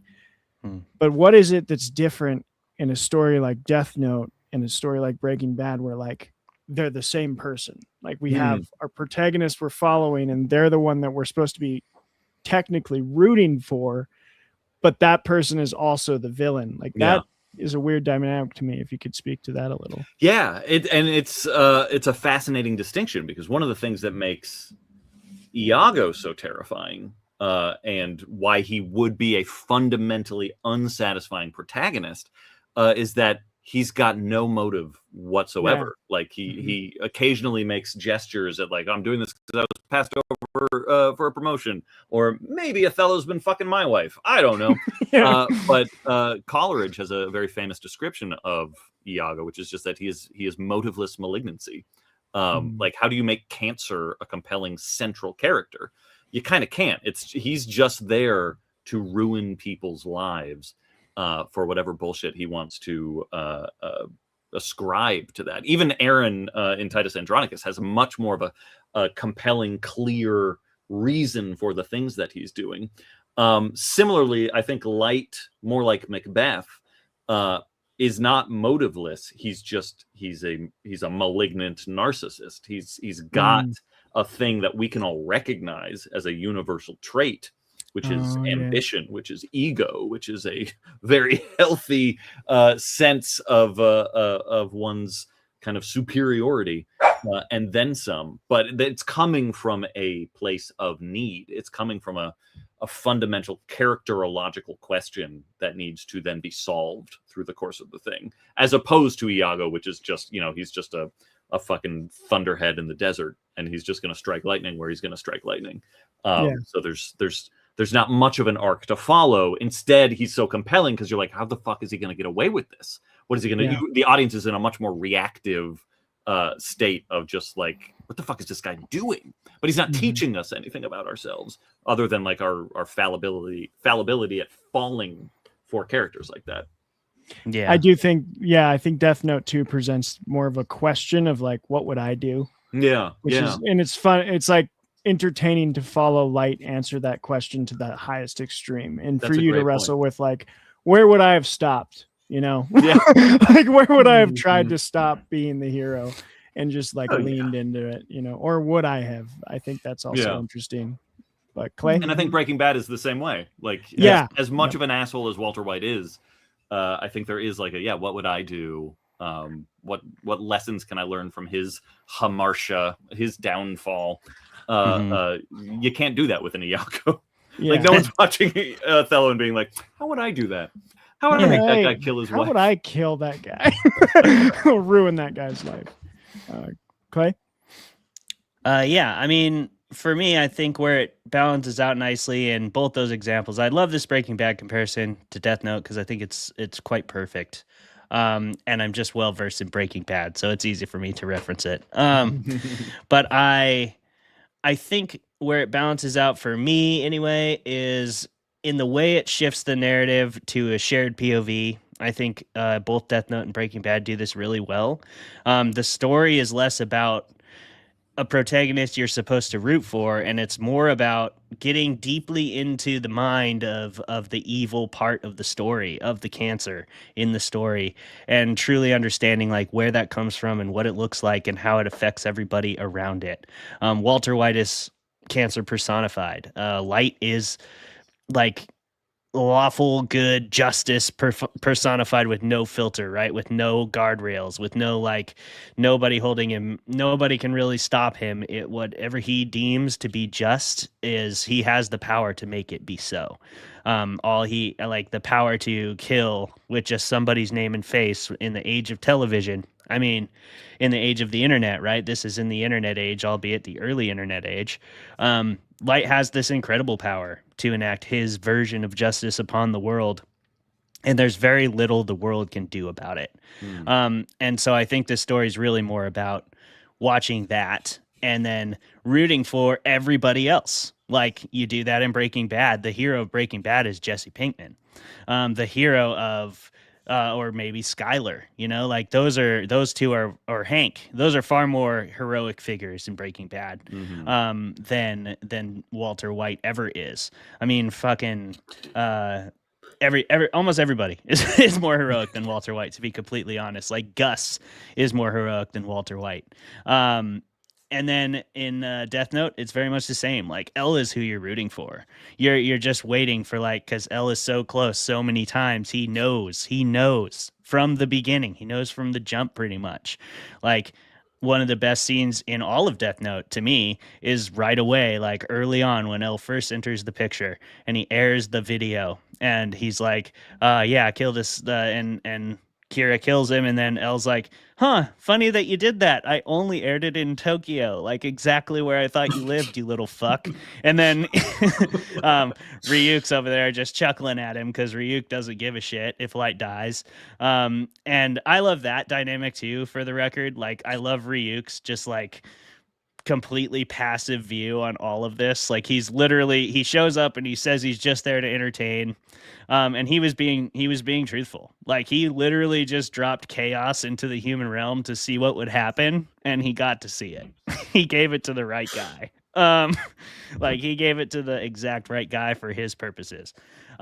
And that is counterpointed by the other Shinigami. Every other Shinigami that enters the realm has a very like emotional investment in the humans that they gave it to, where Ryuk just kind of represents chaos incarnate. He's just like, I just want to see what happens and eat apples and have a good time. So I think all of that is fun to. I think there's an inherent like human enjoyment in studying evil and getting deeper into analyzing these villain characters. And at a certain point, you start to get kind of drug along with them, especially in like Breaking Bad. Like, eventually, like when Jesse breaks and he's like, he can't keep getting away with it. That's such a great scene. And I feel that all throughout Death Note too. Like, I just like, how many times are we going to do this thing where L had him in a corner and he weasels his way out of it, and then he ends up killing L, and you're like, damn it, you know, like L was such a cool character and he had him all along. Yep. You reminded me too of like I another part that I love, and it is that I think it is the moment when you really understand that Light is a bad guy. Like, you kind of know it from the jump, but he's paying enough lip service to like just wanting to kill criminals and stuff like that. Right. Yeah. But when the Ray Pember and then Ray Pember's fiance, when he kills both of them, when he makes her kill herself, it is so damnable. And it is so delicious in that like kind of horrifying way. Like when you watch Walter White do some of those things to people that he doesn't have to do it that meanly. And you just kind of realize like, oh no, I'm on this ride with someone who is a fucking maniac. Yeah, that's a great example of that. I love the Ray Penber part, especially, and they do a great job there of like giving us that little taste of characterization before, like, we know, as again, Death Note does this really well, where they're like, the audience knows this and the characters don't, and it makes it kind of more tragic when it happens, ironically, even though we know it's coming. But he says, it's my last day following this cat. You know, like, he was writing off Light. He was like done with that part of the job, and if he had just like not gotten on the bus, then he would have survived. But like, it was all written into the plan already, so it was kind of like that whole chaos and fate intermingling, and there was no way out for him, and he was actually a good character. So yeah, it was interesting. Jeremy? It's crazy. And you know, I think everything that's been said so far is right. And it's like only certain types of villains are going to work as protagonists. Specifically, you need like an anti-hero or a complicated villain to do it. Like, as an opposite example, Firelord Ozai would be an awful POV character because there's absolutely nothing to identify with unless you also want to just like set fire to all the people you don't like. And there's just twirly nothing. Mustache Man, yeah. Yeah, just a twirly mustache man. Twirly mustache man is just awful to follow along with because there's no self-comparison that can happen there. It's like, I don't have the motive, means, or opportunity to burn down a continent. And like, yeah, there's Whereas, that. Like an Azula show. An Azula show would kind of be incredible. Sign me up. Insane, like, but I'd be in. Okay. But it's, you know, it's one of those things that I liked about like earlier seasons of, say, White Collar, if you've seen it, with Neil Caffrey being like really interesting and cool, just this criminal helping the FBI. But then once I got to a certain point where he's just like, oh, I actually really like being bad, those words literally come out of his mouth. I'm like, okay, I'm just going to stop and never watch this show again, because that's not a real person anymore. Yeah. I think you're speaking to something there that I was going to kind of piggyback off of. I think even when we don't follow villains, maybe correct me if I'm wrong, writers in the room, but it seems like it's really hard for anybody to fall in love with a character that's flawless. In any sense. Like there's the old, mythos and fables and stuff, which is something I love that Tolkien does, where he like blends the two, where like you get your Gandalfs and Aragorns, who are just these like old mythic characters from like folk tales they're just angels essentially. But then you have that mixed in with like Frodo and Sam, who are heroic and awesome and undeniably good characters, but they have flaws and they have like things that they mess up with and struggle with. And it feels to me like the villain protagonist arc thing is kind of just like the most extreme version of that want we have for following flaws, because we all have them and want to relate to them. I don't know, is something there, or am I just talking up my ass? No, I think something's there for sure. I mean, and they start out Light's arc by capitalizing upon that. Like, we can all understand that sort of desire to make the world a better place. We can understand like how we might want to enact justice upon the world, where we see injustice all around us, especially if you're younger, like, and you're not quite like as worldly yet. Maybe you haven't met a bunch of people who have like committed crimes, so you don't really know the other side. Like, Light grew up in a house with a police chief as a father, so he has and he's young and he's like smart and arrogant, so he's pretty skewed view of reality, to be completely honest.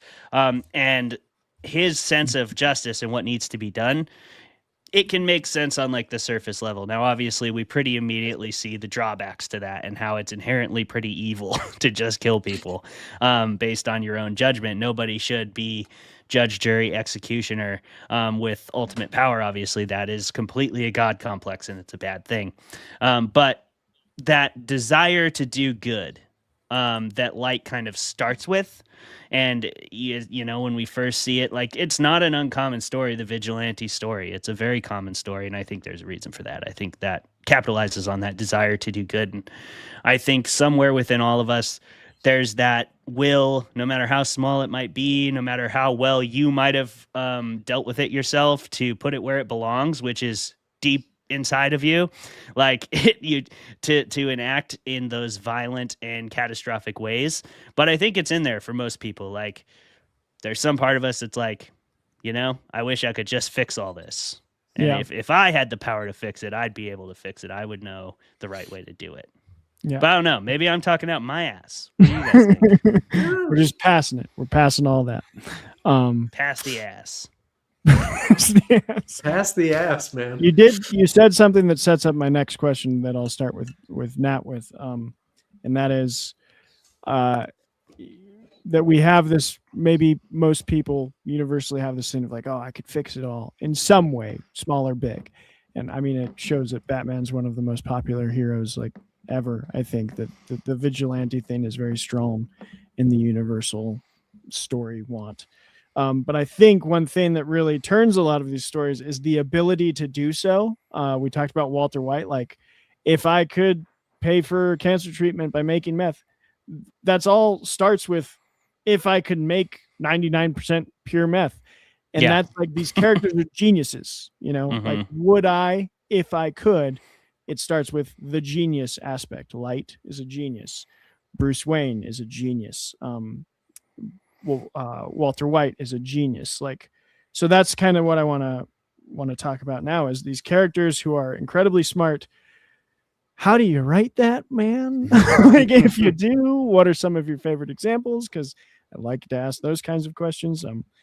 It just seems tough, because I'm just a schmo, I think, and I don't know how I would write a person as diabolically genius as Walter White, or as Light seems to think he is, as Jeremy put it.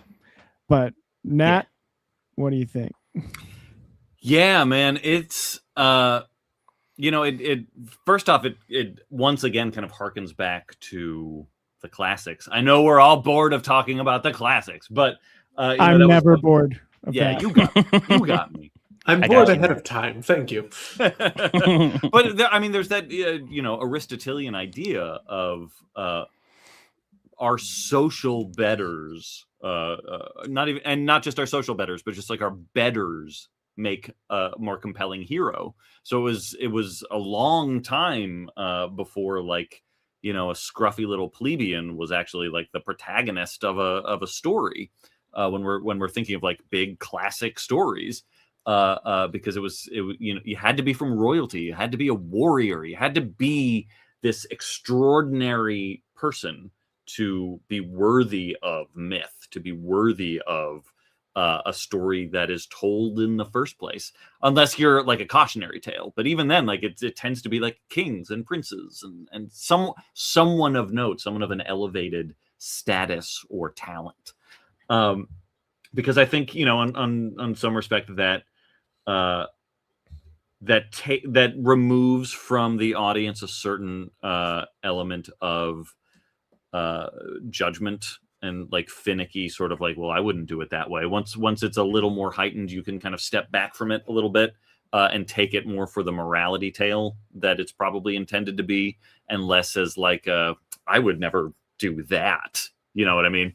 That helps to boost it up. And also there's a satisfying element of the competence porn of it all. Like it's always just really satisfying to see someone who's really good at a thing do that thing, whether they're making a sandwich or they're cooking meth or they're plotting, you know, they're figuring out the ins and outs of a mystical notebook that, you know, maybe if I write the time down, then I can kill people while I'm at school and they won't know that I'm at school. And meanwhile, the detective is like, oh, all these deaths are happening at a certain time. Like it's just very engaging to watch someone be really good at a thing.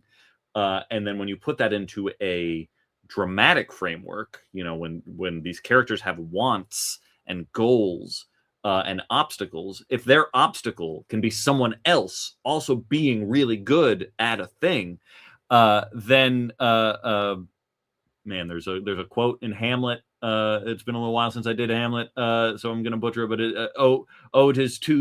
it's so sweet when two fucking things meet. The paraphrase is, oh my god, it's so satisfying when plots collide. And I think that is what we're getting in Death Note and in things like Breaking Bad and in Crime and Punishment and things like that.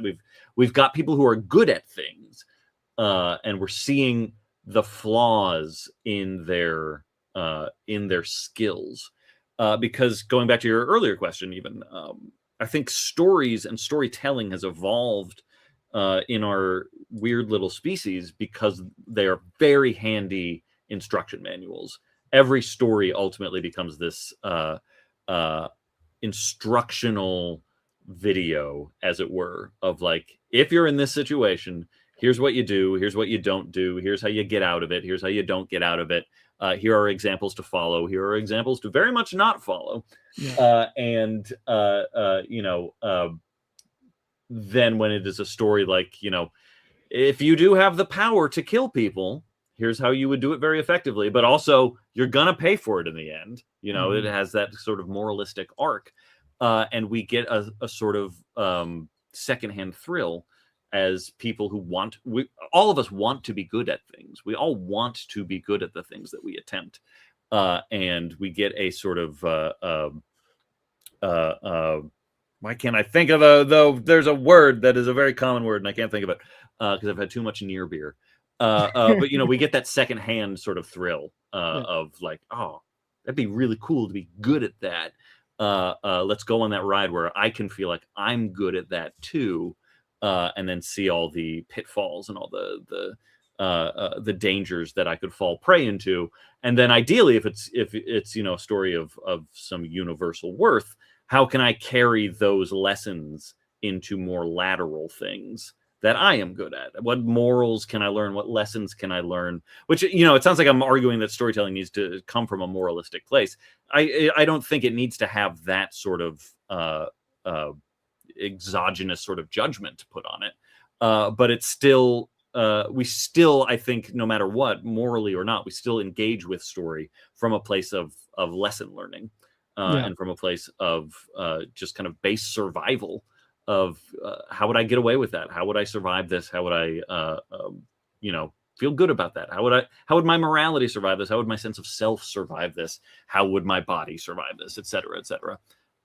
So having a protagonist or having characters who are uniquely good at a thing, A, is very satisfying, but B, then is also very instructional. And it just helps the story go too. Cause you know, you have a character who's just kind of like a C student at plot mechanics, and it's just kind of going to fizzle out, right? You need that A student who's going to keep that story going. Yeah. That was a lot of words. I don't know if any of that made sense. Oh yeah. I think it reminded me, the way you're talking about like the stories as lessons resonates well. The program that I got trained through to get my teaching certificate phrased education a lot as like, we're not imparting knowledge into the brain that's like this empty vessel. We're gazing in a mountain and inviting them to gaze with us. And I think all the best stories do that, of like, they show us the mountain with, you know, bias obviously, but like as little bias as they can, of like, here's just the story, look at it, make your judgment. One of my favorite examples was Ursula K. Le Guin did this fascinating thought experiment on like, she had a planet that she viewed was like pure socialism and a planet she viewed as like pure capitalism. And then her plot line is this guy from the socialist planet goes to the capitalist planet. It's called the Dispossessed, and then like goes back. And so you just watch this guy like interact with these two societies.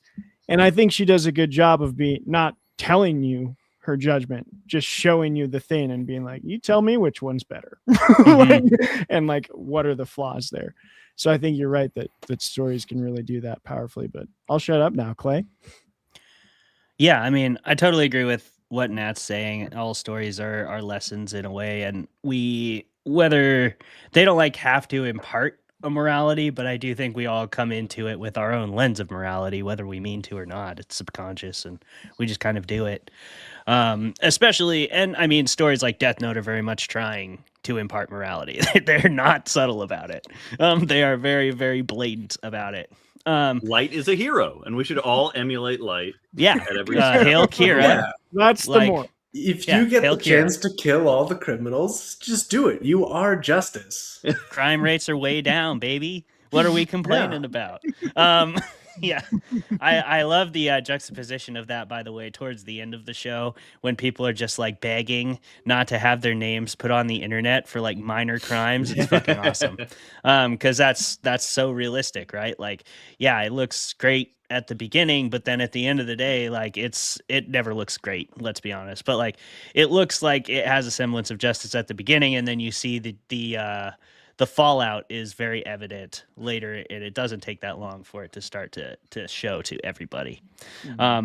For example, his two like criminal allies who did the white collar thing with him, who joined his team to help him take down Kira, he just kills them. As soon as he gets the notebook back, he's like, fuck, those guys are criminals. What an asshole. And he kills the one guy right in front of his kid. So Light's a piece of shit. Don't kill me, Kira, please. Or go ahead, whatever. But anyway, I would say if you did have a heart attack on air right now, that would be incredible content. That would I be got so 40 good. seconds. Crevasse will finally sell some fucking copies. So yeah, but Nat, you make a great point. I think one thing I'll point out, because I don't have a lot more to add on Nat's point, it was very full, is I also think there's an important distinction here. Yeah, speaking of lacking a good word for what I wanted to say, I think an important distinction too between these character dynamics is there's two things happening here. So we've been just running comparison of Breaking Bad, and we have a bit of a combination of both But there is that competence porn. I totally believe that's a real thing. I'm with you on that. I mean, it's in like Save the Cat, I think, where he says like key to a successful character is they have to be really good at something or really shitty at something. And we want to watch it either way. But it's also interesting the distinction between earned competence and imparted power. Like Walter White's power comes from a lifetime of devotion to his craft. It comes from a very much earned competence, and also with that competence comes his like extreme level of bitterness and rage, and his incompetence. What's the word I'm looking for? Like complex. He's got like an incompetency complex, right? Because he has been outshined and overshadowed by all of his colleagues. And they show that so well when he goes to the dinner party and they're all talking about what they do. He goes, I'm a teacher. And they're like, oh, what university? And he's like, high school. But yeah, I felt that. Totally. But he has earned everything he has, so his knowledge was not like just given to him. And then there's a really big difference with light. That's sort of the story of Aladdin or the genie, right? Like you may have this competency, like Light is a genius, Light is a really good student. He has like a good head on his shoulders from society's viewpoints, all of the like measurables that he has to meet as a kid in Japan. But like when he is given this power, then we have to ask ourselves a completely different question. Like, I feel it's way easier to empathize with Walter White, as much of an asshole as he is, but I think we can all empathize a lot more with like feeling slighted and feeling overshadowed and feeling overlooked and feeling put down and like we failed. Like nobody wants, like you said, Nat, literally nobody wants to fail at the things they attempt. Nobody wants to not be able to provide for their family. Nobody wants to be a burden to their family on their way to their deathbed. And that's like what he's terrified of. That's way more empathetic than, oh, here's the power of a fucking god. What you gonna do with it? You know, like, and then we have to ask ourselves a very different question, which is, what would you do if you were given the genie lamp? What would you wish for? You know, would you wish for nobody to ever go hungry again? Or would you wish for $1 million? Like what, like maybe it'd be $1 billion these days. $1 million might not get you that far, but like what would you wish for, you know? And you really have to ask yourself and be honest about it. It's a harder question than you think. If you could get 3 things, what would they be? Like Yagami, he gets this incredible power. He can now see this demon god Shinigami thing. I think we talked about it on the monkey last night too. There's another human like inherent trait, which is the desire to open Pandora's box, right? Like it would be hard to get that. And just to like, there's going to be a part of you, again, no matter how deep it is, that wants to know if it actually works. And if you were going to find that out, you'd probably like look up the worst person you could think of and you'd write their name and just see if it worked, right? Yep. I can think of a couple people that I would write down just to test it out, you know, just to see. Yeah, but yeah, gotta see. What do you think? What do you think, Jeremy, about all that? Well, hey, nonsense? you know, like piggybacking off of that a little bit, following this thread, and I assume it's the white hog talking, but like I feel like, you know, given the power, I could make a difference in this world. You know? Jeremy's just like, you guys are dancing around this subject. I assume. Look, I know full well. I assume it's the hog talking, but you know, but you know, more to the point of say the initial question, like, and I obviously agree with Nat and Clay in their assessments, but like nitty gritty nuts and bolts, if you're trying to make a character a genius, either you have to have like a genius level understanding of the subject in which the character happens to be a genius, or the easier way, you start with the end condition and you just walk it back step by step. You know, classic mystery rules. Start with the ending, go from there. I assume that's how the whole light giving up his memories and then getting them back right when it matters the most happens, but it's, Yeah. there's very little else to it, and it's most of why I keep telling people that Light is probably not as smart as the show thinks he is. I do think there's a go for it. I do think there's a balance too there. We've brought up Stephen King a few times on this show tonight, but he is a true master at this. There's something you can do as an author. There's a level, there's a balance to it where you can get just enough on the page to establish authority.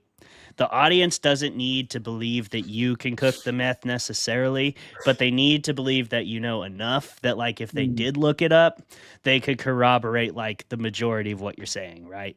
And I am confident that, like, Vince Gilligan did his fucking homework. He interviewed a lot of people.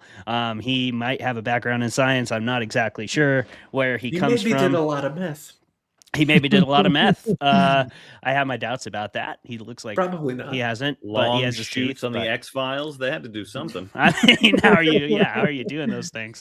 But yeah, I think that is also part of it. Is like there's a balance between establishing enough authority and then making sure you also balance that with how much narrative tension and movement you need to keep the story compelling. And different stories have different balances that they require. Like Death Note is a very logic-centric show, whereas Breaking Bad's very emotional. So I think though they walk similar lines, they have very different balances in that. Yeah, I think just to briefly piggyback on that too, to go back to your original question, Travis, of like how you depict genius. I think it is depicted in the obstacle, I would say, because it's kind of what Clay and Jeremy were describing, which kind of cemented this idea for me. You can say a character is a genius and spout out all the ways that they are a genius, but it all comes down to that, the sometimes inaccurate, sometimes very, very accurate rubric of writing, show, don't tell. You can say a character is a genius all you want, but ultimately they then have to meet an obstacle that is worthy of being called a genius if you can overcome that obstacle. And Walter shows it again and again and again, not just with his ability to cook the purest meth New Mexico has ever seen, but in all the scrapes that he gets into and figures out ways to get around them, from melting the bodies with this kind of acid to throwing the fucking explosive at Tio, and like all the little things that he does, and is you start to then, as an audience member, put together, oh shit, he is really smart. He's really really really smart. Yeah. And similarly, like Light is probably, you're all accurate in saying he's not as smart as he thinks he is, for sure. Because the world around him has a lot of blind spots to the sort of powers that he's able to enact. Like no one can really suss out the kind of game he's playing. He's got way too much of an advantage. But it's really Elle who's like the supernaturally gifted detective, who, when he starts putting together what Light is doing, that's where you see how smart Light can also be, because they're so well matched. Context is what always defines a character. You can throw so many descriptors at them, but it's their context that really shows you who they actually are. And so the smarter a world you can build around your genius, and then see that person still find a way to come out on top, that's how you depict genius. You don't surround them with idiots, because I don't think anyone in this show is really an idiot, as bumbling as the cops can be sometimes. Like, what the fuck are they supposed to? They're not supposed to. How would they then be like, oh, there must be some sort of magic notebook? Yeah, like they're all just trying. But I think everyone is pretty, for the most part, smart in this world. He's just got he's got literally a supernatural advantage with fucking with a demon book. One of my favorite. Honestly, it's frankly incredible that they noticed a pattern at all with everybody dying of either like natural causes or from accidents. And they're like, it seems like there's a pattern here. One of my favorite examples of what you just talked about, Nat, is one I haven't referenced on this show yet. I watched it this Christmas break for a school party. Ratatouille. Okay. Hell yeah. Ratatouille does this so Banger. well. Ratatouille Like, freaking it's a rules, banger, man. but like you just said, it puts this character who's like this magically good chef that happens to be a rat. We can put that aside for a second. Rats are very skilled and intelligent creatures. His setting is like in the kitchen, like amongst master chefs. And so like he's proving himself better than all of these people that were like, oh, we're being shown that they're the best. And then I think the finale does it really well, where it's like, and what's his final test? It's this critic that like we're given little nuggets throughout the movie of like, he doesn't approve of anything. Yep. No food can pass his palate. And then that's the finale of like, that shows Remy is the greatest chef in France is, oh, this critic that hates everything is literally transported back to his childhood because this rat's ratatouille is so damn good. And I think that's what you're talking about. Yeah. It shows us that Remy is a genius at his cooking. Yeah, I was actually going to mention at one point during my ramblings that Pixar has a great. It was when Brad Bird kind of took over Pixar. If I'm remembering correctly, it was Brad Bird who put together this list of Pixar's rules, and rules are as worthwhile as they are worthless. Like, take them or leave them. But they're the Pixar rules, because Pixar tends to have really well structured stories. They're a very helpful set of rules to just kind of internalize, whether you agree with them or not. And the number one rule of Pixar movies was we love a character who's trying, and like that is the arc of every Pixar movie, and kind of most satisfying hero journeys anyway. It's just like a character who is trying. They can be a genius and still try, but you have to give them something that they're trying to overcome or trying to beat, whether it is this, the worst critic in the world or the best detective in the world. Bringing it back to Iago, like that's the thing that we love about Iago is like the moments where we can see his wheels turning. He's not like a character we empathize with because he's just trying.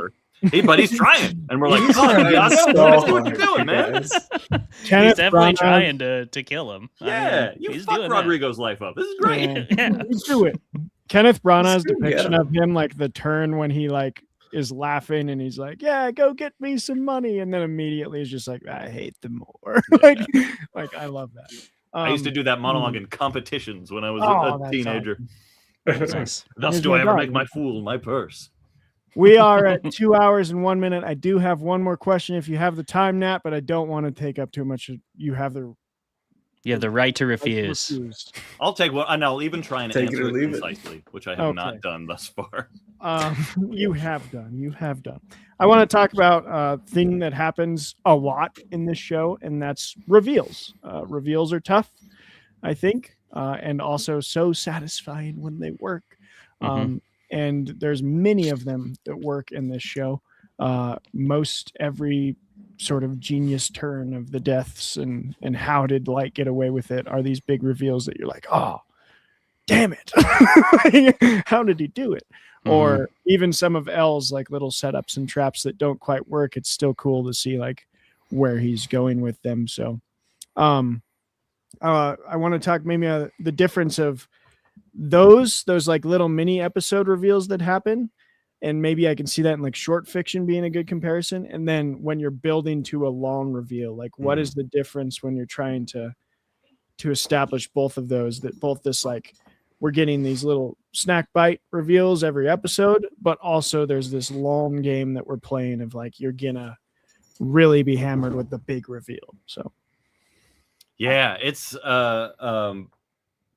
I think personally I did it most satisfying in When the Wolf Comes Home. Like there's a twist, and then there's an additional twist in the narrative. And I think the lesson I learned doing that might be maybe it's two lessons that are flip sides of the same coin. One is that sometimes the story just tells you, you know, like if you are playing by the rules, which I define as you know, I like to have a plot. I like to have an outline. I like to know where I'm going, but I also like to respond to the story as it's being told and adjusting as needed.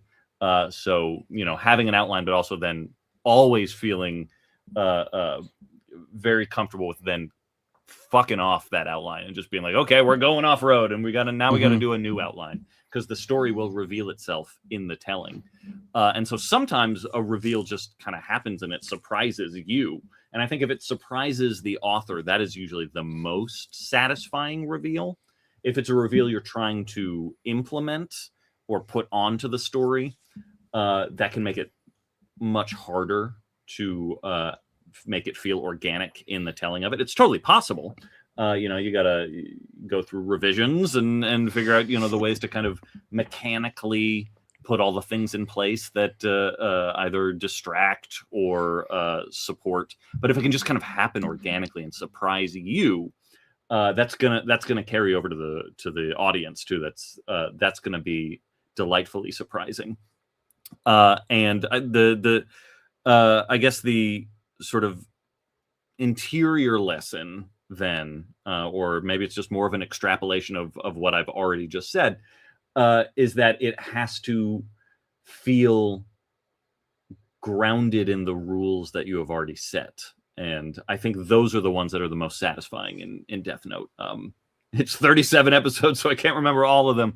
And it's been a little while since I watched the whole thing.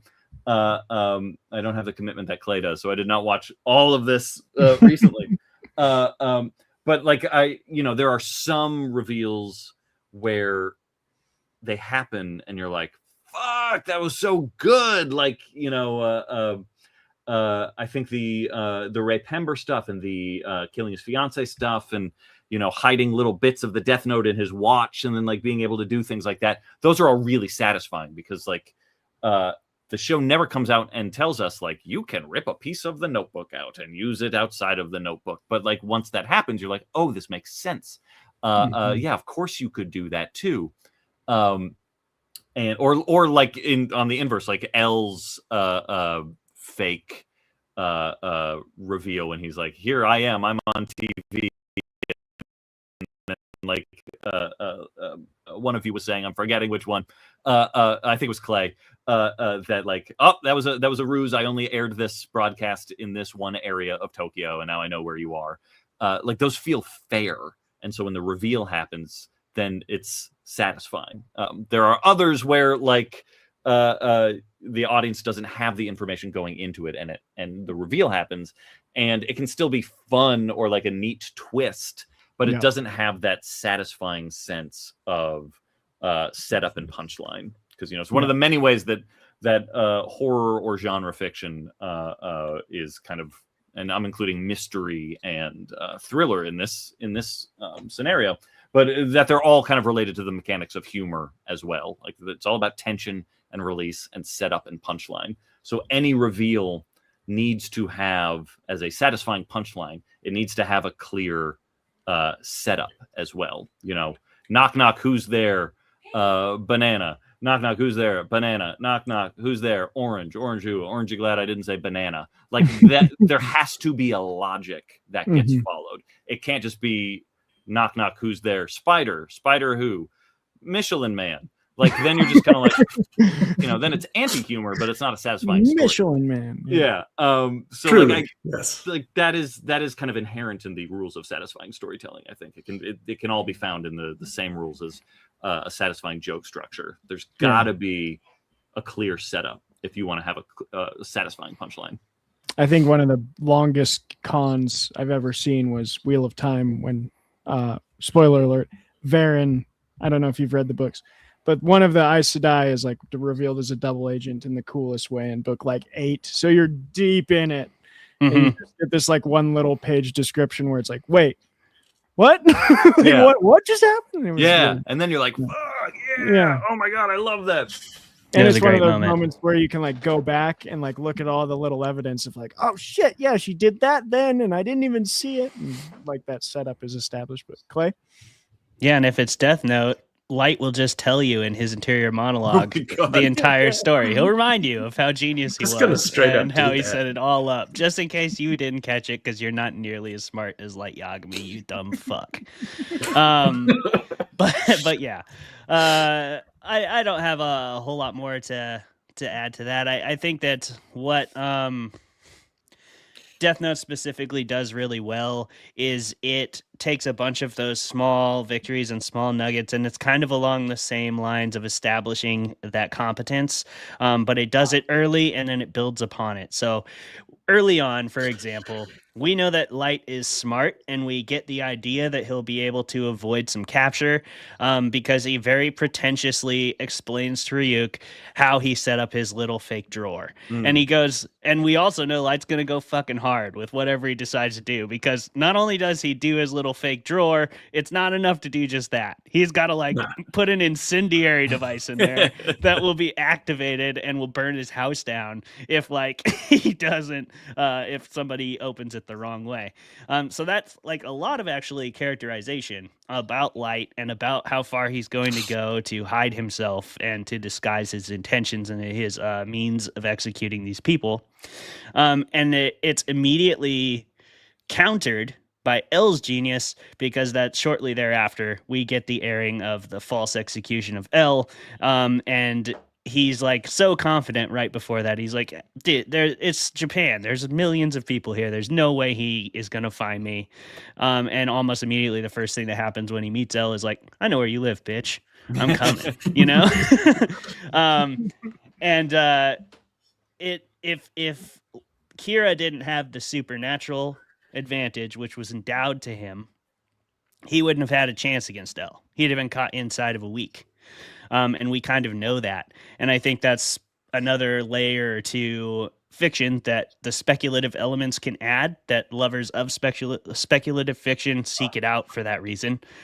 We like how, at least I do, I love the way that speculative elements can personify luck, can personify spiritual intervention, can personify pieces of the human condition that we either can't, won't, don't want to look at, acknowledge, feel.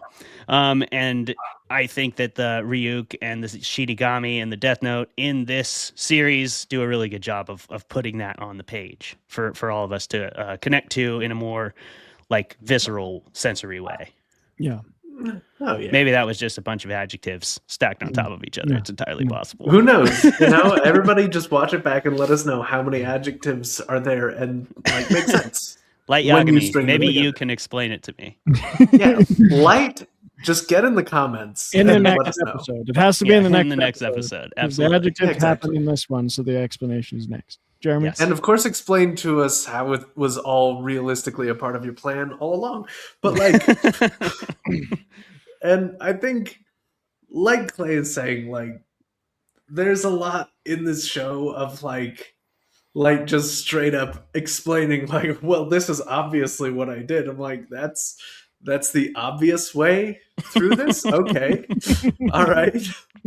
So I don't think, like, when it comes to reveals, that this show is as strong as it is in some other areas. I think it's very strong in its characterization of like Light and L and, you know, the Shinigami and everything else. But like, when it comes to just straight up reveals, like, I know this is how I feel, and it kind of, and it is kind of piggybacking off of everything everybody else has said, but like, it, for me, for a reveal to be satisfying, it needs to feel like shocking in the moment, but also inevitable given everything that's led up to it. Almost like a Chekhov's gun or something, where like the setup needs to be there, the character, like it needs to make sense with the characters.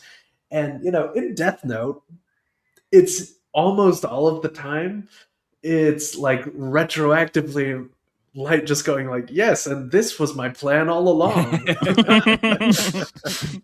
Listen, he's playing by Dungeon Master rules, okay? Yeah, for sure. He does a lot of retconning, for sure. He does a lot of retconning.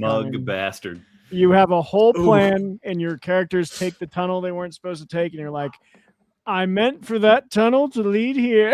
The whole Of course. Yes. I will say and Nat has touched on that a couple times in the episode, but sometimes I think Death Note does that, and sometimes they don't. I didn't feel they did it adequately, and I think it's because it was compressed. It's probably in the manga, but the whole switching of the Death Note pages to a fake Death Note, and then somehow L got a real one back into his hands. They did like a quadruple switch thing, and it was like that's why Light was so certain he won. He didn't, but it was pretty like retro retconning when they were like, yeah, this is how it happened. But there's instances where they did it really well, and you've brought this up multiple times, Nat, I think because you recognize this as well, but the Shinigami exchange, when Light chooses to forget about the Death Note, he also exchanges it with Ryuk, and then he has Ryuk hand it to Ren, and then Ren is kind of like, what's he up to? So, and we see Ren moving throughout the story in the early parts of season 2, and there's a lot of indications as to that plan existing prior to Light's reveal of it, but we don't get the full comprehension until Light does that thing where he tells us the whole plan after it plays itself out, and Ren, writes L's name in the Death Note and then dies. But that was actually pretty indicative. I didn't notice it on the first watch, but on the second watch, I knew it was coming. So I was like, oh yeah, there's actually a lot of hints of Ren and the Death Note exchange is happening. And it was actually really well done. But I do think, conversely, it wasn't so much at the end. I feel like that was a little bit shortcut, but I don't know. That reminds me of another element that we haven't even touched on yet, which is the Shinigami eyes. Right.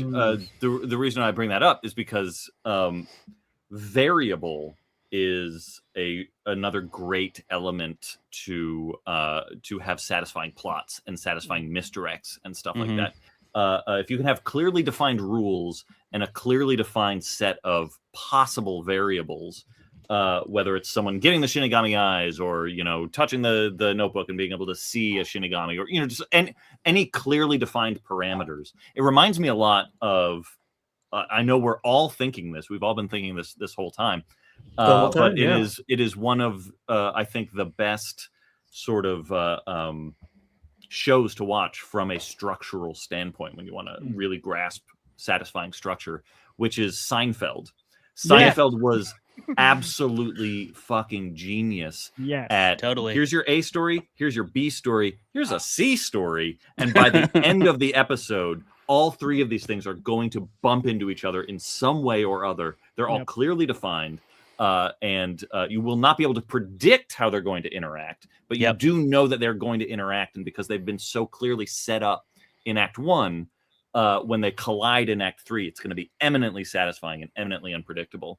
And this, when Death Note is working well, and you've got Misa with the Shinigami eyes, and you've got Light knowing all these inside baseball moves with the Shinigami note and rules and stuff like that, and you've got L being all genius and shit like that. When you watch those variables collide, then you're like, oh fuck, this is so good. Yes. And if one or two of those things falls apart, then you're kind of like, well, that's plot. It becomes plot. And you're like, okay, that's how this plot is moving. Then you just need a light interior monologue to clear it all up for you. Yeah. This is what I wanted to do this whole time.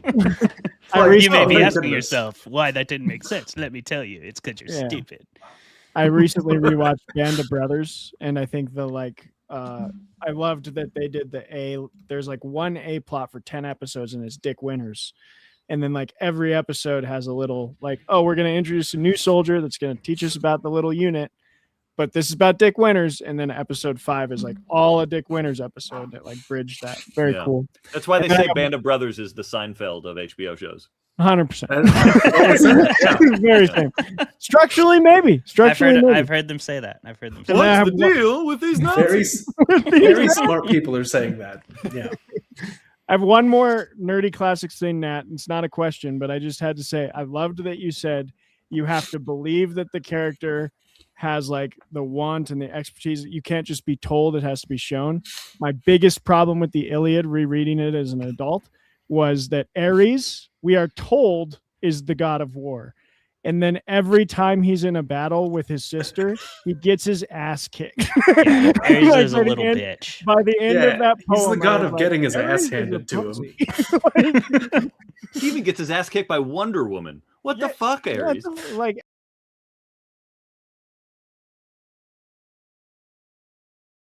Get it together, bro. I don't pathetic. Yeah, It's yeah. just he's got no talent.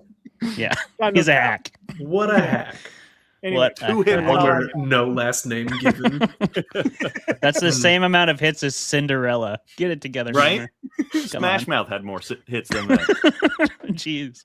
Yeah. Well, I'm glad we got that comment sorted now. out. Let's move along here. We got one more thing to sort out before we let Nat Cassidy go. Nat, we like to rate things on this show, and we don't rate them in nearly as logical a way as 𝘔𝘬𝘵𝘮𝘦 does in his interior monologues. No, we rate them by how many drinks or substances of your choice do you need to enjoy Death Note to the fullest extent. Those can be whatever you want, however much of them you would like. Travis, what do you think? How many would you have needed to get past Misa and I don't to continue? Okay, that's exactly the rating I was going to give. Is when does Misa come in? I wonder. Like Pretty early through season 1, Yeah. halfway. Yeah, pretty early actually. Maybe Yeah. episode 7 or 8. It's not as late as you think. Okay, I think I got pretty far then. I got at least to the end of season 1 and for some reason stopped. But anyway, I think you're going to get maybe those 7 episodes, and every time this is going to be bad. Every time there's an interior light monologue that explains everything, that every single part of his plan and what he wanted to do, waterfall. No. Oh, boy. And then by the time you get to Trying to kill Misa, people? yeah, Jeez by the time you get Louise. to Misa, you'll be like, I'm good. This is great. And you'll move on. Maybe Travis, fall- can't you just write some names in a death note? That's what I'm doing. That's It'd be a exactly lot what more I'm doing. efficient. I'm doing that right now. So if you want to play on Death Note mode for Death Note, waterfall every time lights like, this is how it happened. So For God's Travis, sake. Travis's version of the Death Note gives you psoriasis instead of a heart attack, but same end result. For me, I think this is a fun one to smoke weed to more than drink. It's a pretty long journey. It's pretty drawn out. But I think if you smoke the right strain and the right amount of it, you might be able to like get yourself in the mind of light. You'll get yourself to that stoner at the party place where you think you can pontificate upon the workings of the world and the universe, and you think you have a great point, and you wake up in the morning being like, the fuck did we talk about? That's where you need to get. You'll really enjoy Death Note if you could get yourself to that place and just kind of ride it and follow along on Light's journey. And you know, you'll continue to root for L, and you'll continue to be disappointed, but it'll be a fun ride. Yes, Jeremy? I think you're on the right track. Like, you'll definitely want to pick the correct substance. You want to feel like you are as smart as Light thinks that he is. Exactly. So, exactly. So pick your substance accordingly and ride it throughout the series. And then, you know, also just a straight shot of something whenever Light does explain his plan. You don't have to waterfall it. I'm not trying to kill any of you that you know of. So that's it, you know? And it'll just help you ride through this explanation, and you'll be like, of course, I'd have done the same thing because you're feeling so Indeed. smart. Also, if you are smoking the amount of weed that I estimate you will need, and you have a sweet tooth, feel free to indulge in that sweet tooth here and just eat. I'd love to see the numbers, just like you found, of how many people Kira killed. I would love to see the donuts and candies and The cakes. Death Note diet. Yeah, like how many metric Definitely tons get of the cake. fucking sugar does L eat on the screen? And 'Cause it's a still lot. remain Bro a gave wet me cigarette secondhand boy. diabetes. It's crazy. And still remain a wet cigarette boy. I don't know how he keeps that thinking. He does remain a wet cigarette boy. for He has sure. a young man's metabolism. I remember that. Yeah. That's all it He's is. Timothy Chalamet and all over that. Yeah, except I think Elle respects the opera. He's a smart man. He's a smart man. Yeah. Nat Cassidy. Well, I like your idea, Clay, of smoking weed for this, but I would have a horrible time with that because weed gives me very bad time dilation, so things seem even longer, and that would make some of these scenes interminable. So I can't do that. I would say it's 36, 37 episodes. I think half of them are really good. You know, like there's maybe even more than half. Maybe it's like 60% of these episodes, for all their annoying quirks, for all the Misa of it all, and the internal monologue of it all, it's still really good. And then there's some stuff you got to get through. So I'm thinking like a sort of short-term hallucinogen, like a DMT that gives you like a 20-minute trip, you know? And so you can just kind of blast through the soggy bits. Once you start to feel it really like starting to creak and get like really convoluted and boring, the whole businessman subplot, like just hallucinate just a little bit and you'll be like, I don't know if any of this is actually even happening. And then you'll sober up and you'll be like, all right, great. I'm back on board. Let's find out what our buddy Light is doing. So you can do that. You can keep that up pretty well without it probably damaging your brain too much. And then you're going to have a great time. You're going to find no flaws whatsoever. Fantastic. Yeah.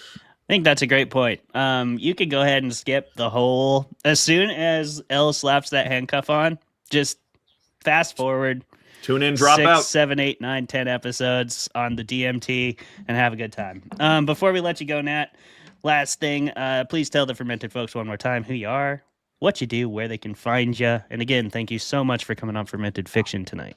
Oh my God! Thank you guys. Thanks for putting up with my my very pretentious rambling. I'm Nat Cassidy. You can find me pretty much anywhere. I don't.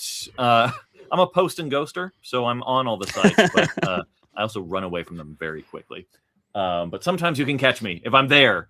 I might respond to a thing, or I will respond weeks later. So I'm on Instagram and Threads as Cat Nassity. And Blue Sky is Nat Cassidy. The other ones I'm on, but I don't really check that much. And I've got a new book coming out in May 5th. It's called I Know a Place, and it is 13 stories, one novella, and just full of all sorts of nasty goodies that I think you will very much enjoy. So please pre-order it. Please. All please. Right. Do that. It is the best way you can support your favorite authors. Always, always, always pre-order. If you're excited about this next Nat Cassidy book, as we all are, go pre-order that motherfucker. It's also fun as a reader because you forget that you ordered a book. And yeah, and you're like, oh, a box shows up on your door and you're like, oh shit, I got a book. And what's really great is if you do that multiple times. Yeah, absolutely. So please do that multiple times. Yeah, Do it a go bunch. pre-order Johnny Gensler's book, pre-order Rachel Harrison's new book, pre-order all the guest new books, and you'll have five books of each just showing up all throughout the summer, and it'll be glorious. It'll And be then glorious. just wait like 3-4 weeks before you return them. Just hold on to them for that return window just for a little while. let the author enjoy the sale. Yeah, exactly. Yeah. Or you could go give them to a used bookstore. You know, you could put them in a little free library. better. Do whatever you got to do. Spread the love. Death Spread Note the is a love. story about how magical it is to find a book and how it can change your life. So do that And the for someone lives else. of roughly 300,000 other people. And by change, we mean terminate. That's a form of change. It's a change. Yeah. It is. It is just about time we make that exact type of change to this show because we've been on for 2 hours and 30 minutes. Thank you so much, Nat, for being on the show. Thank you, Fermented Folks, for joining us. We've been Travis and Claver Mullen and Jeremy Hudson.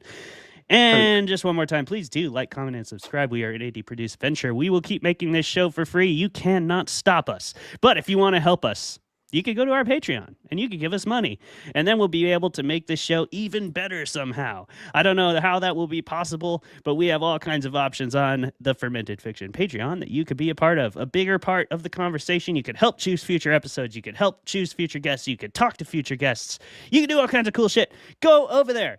What are you waiting for? probably me to shut up and go away. We're going to do that now. Thank you. We'll see you next week with 𝘔𝘰𝘭𝘧 𝘕𝘰𝘵𝘦. Goodbye. Bye. Later.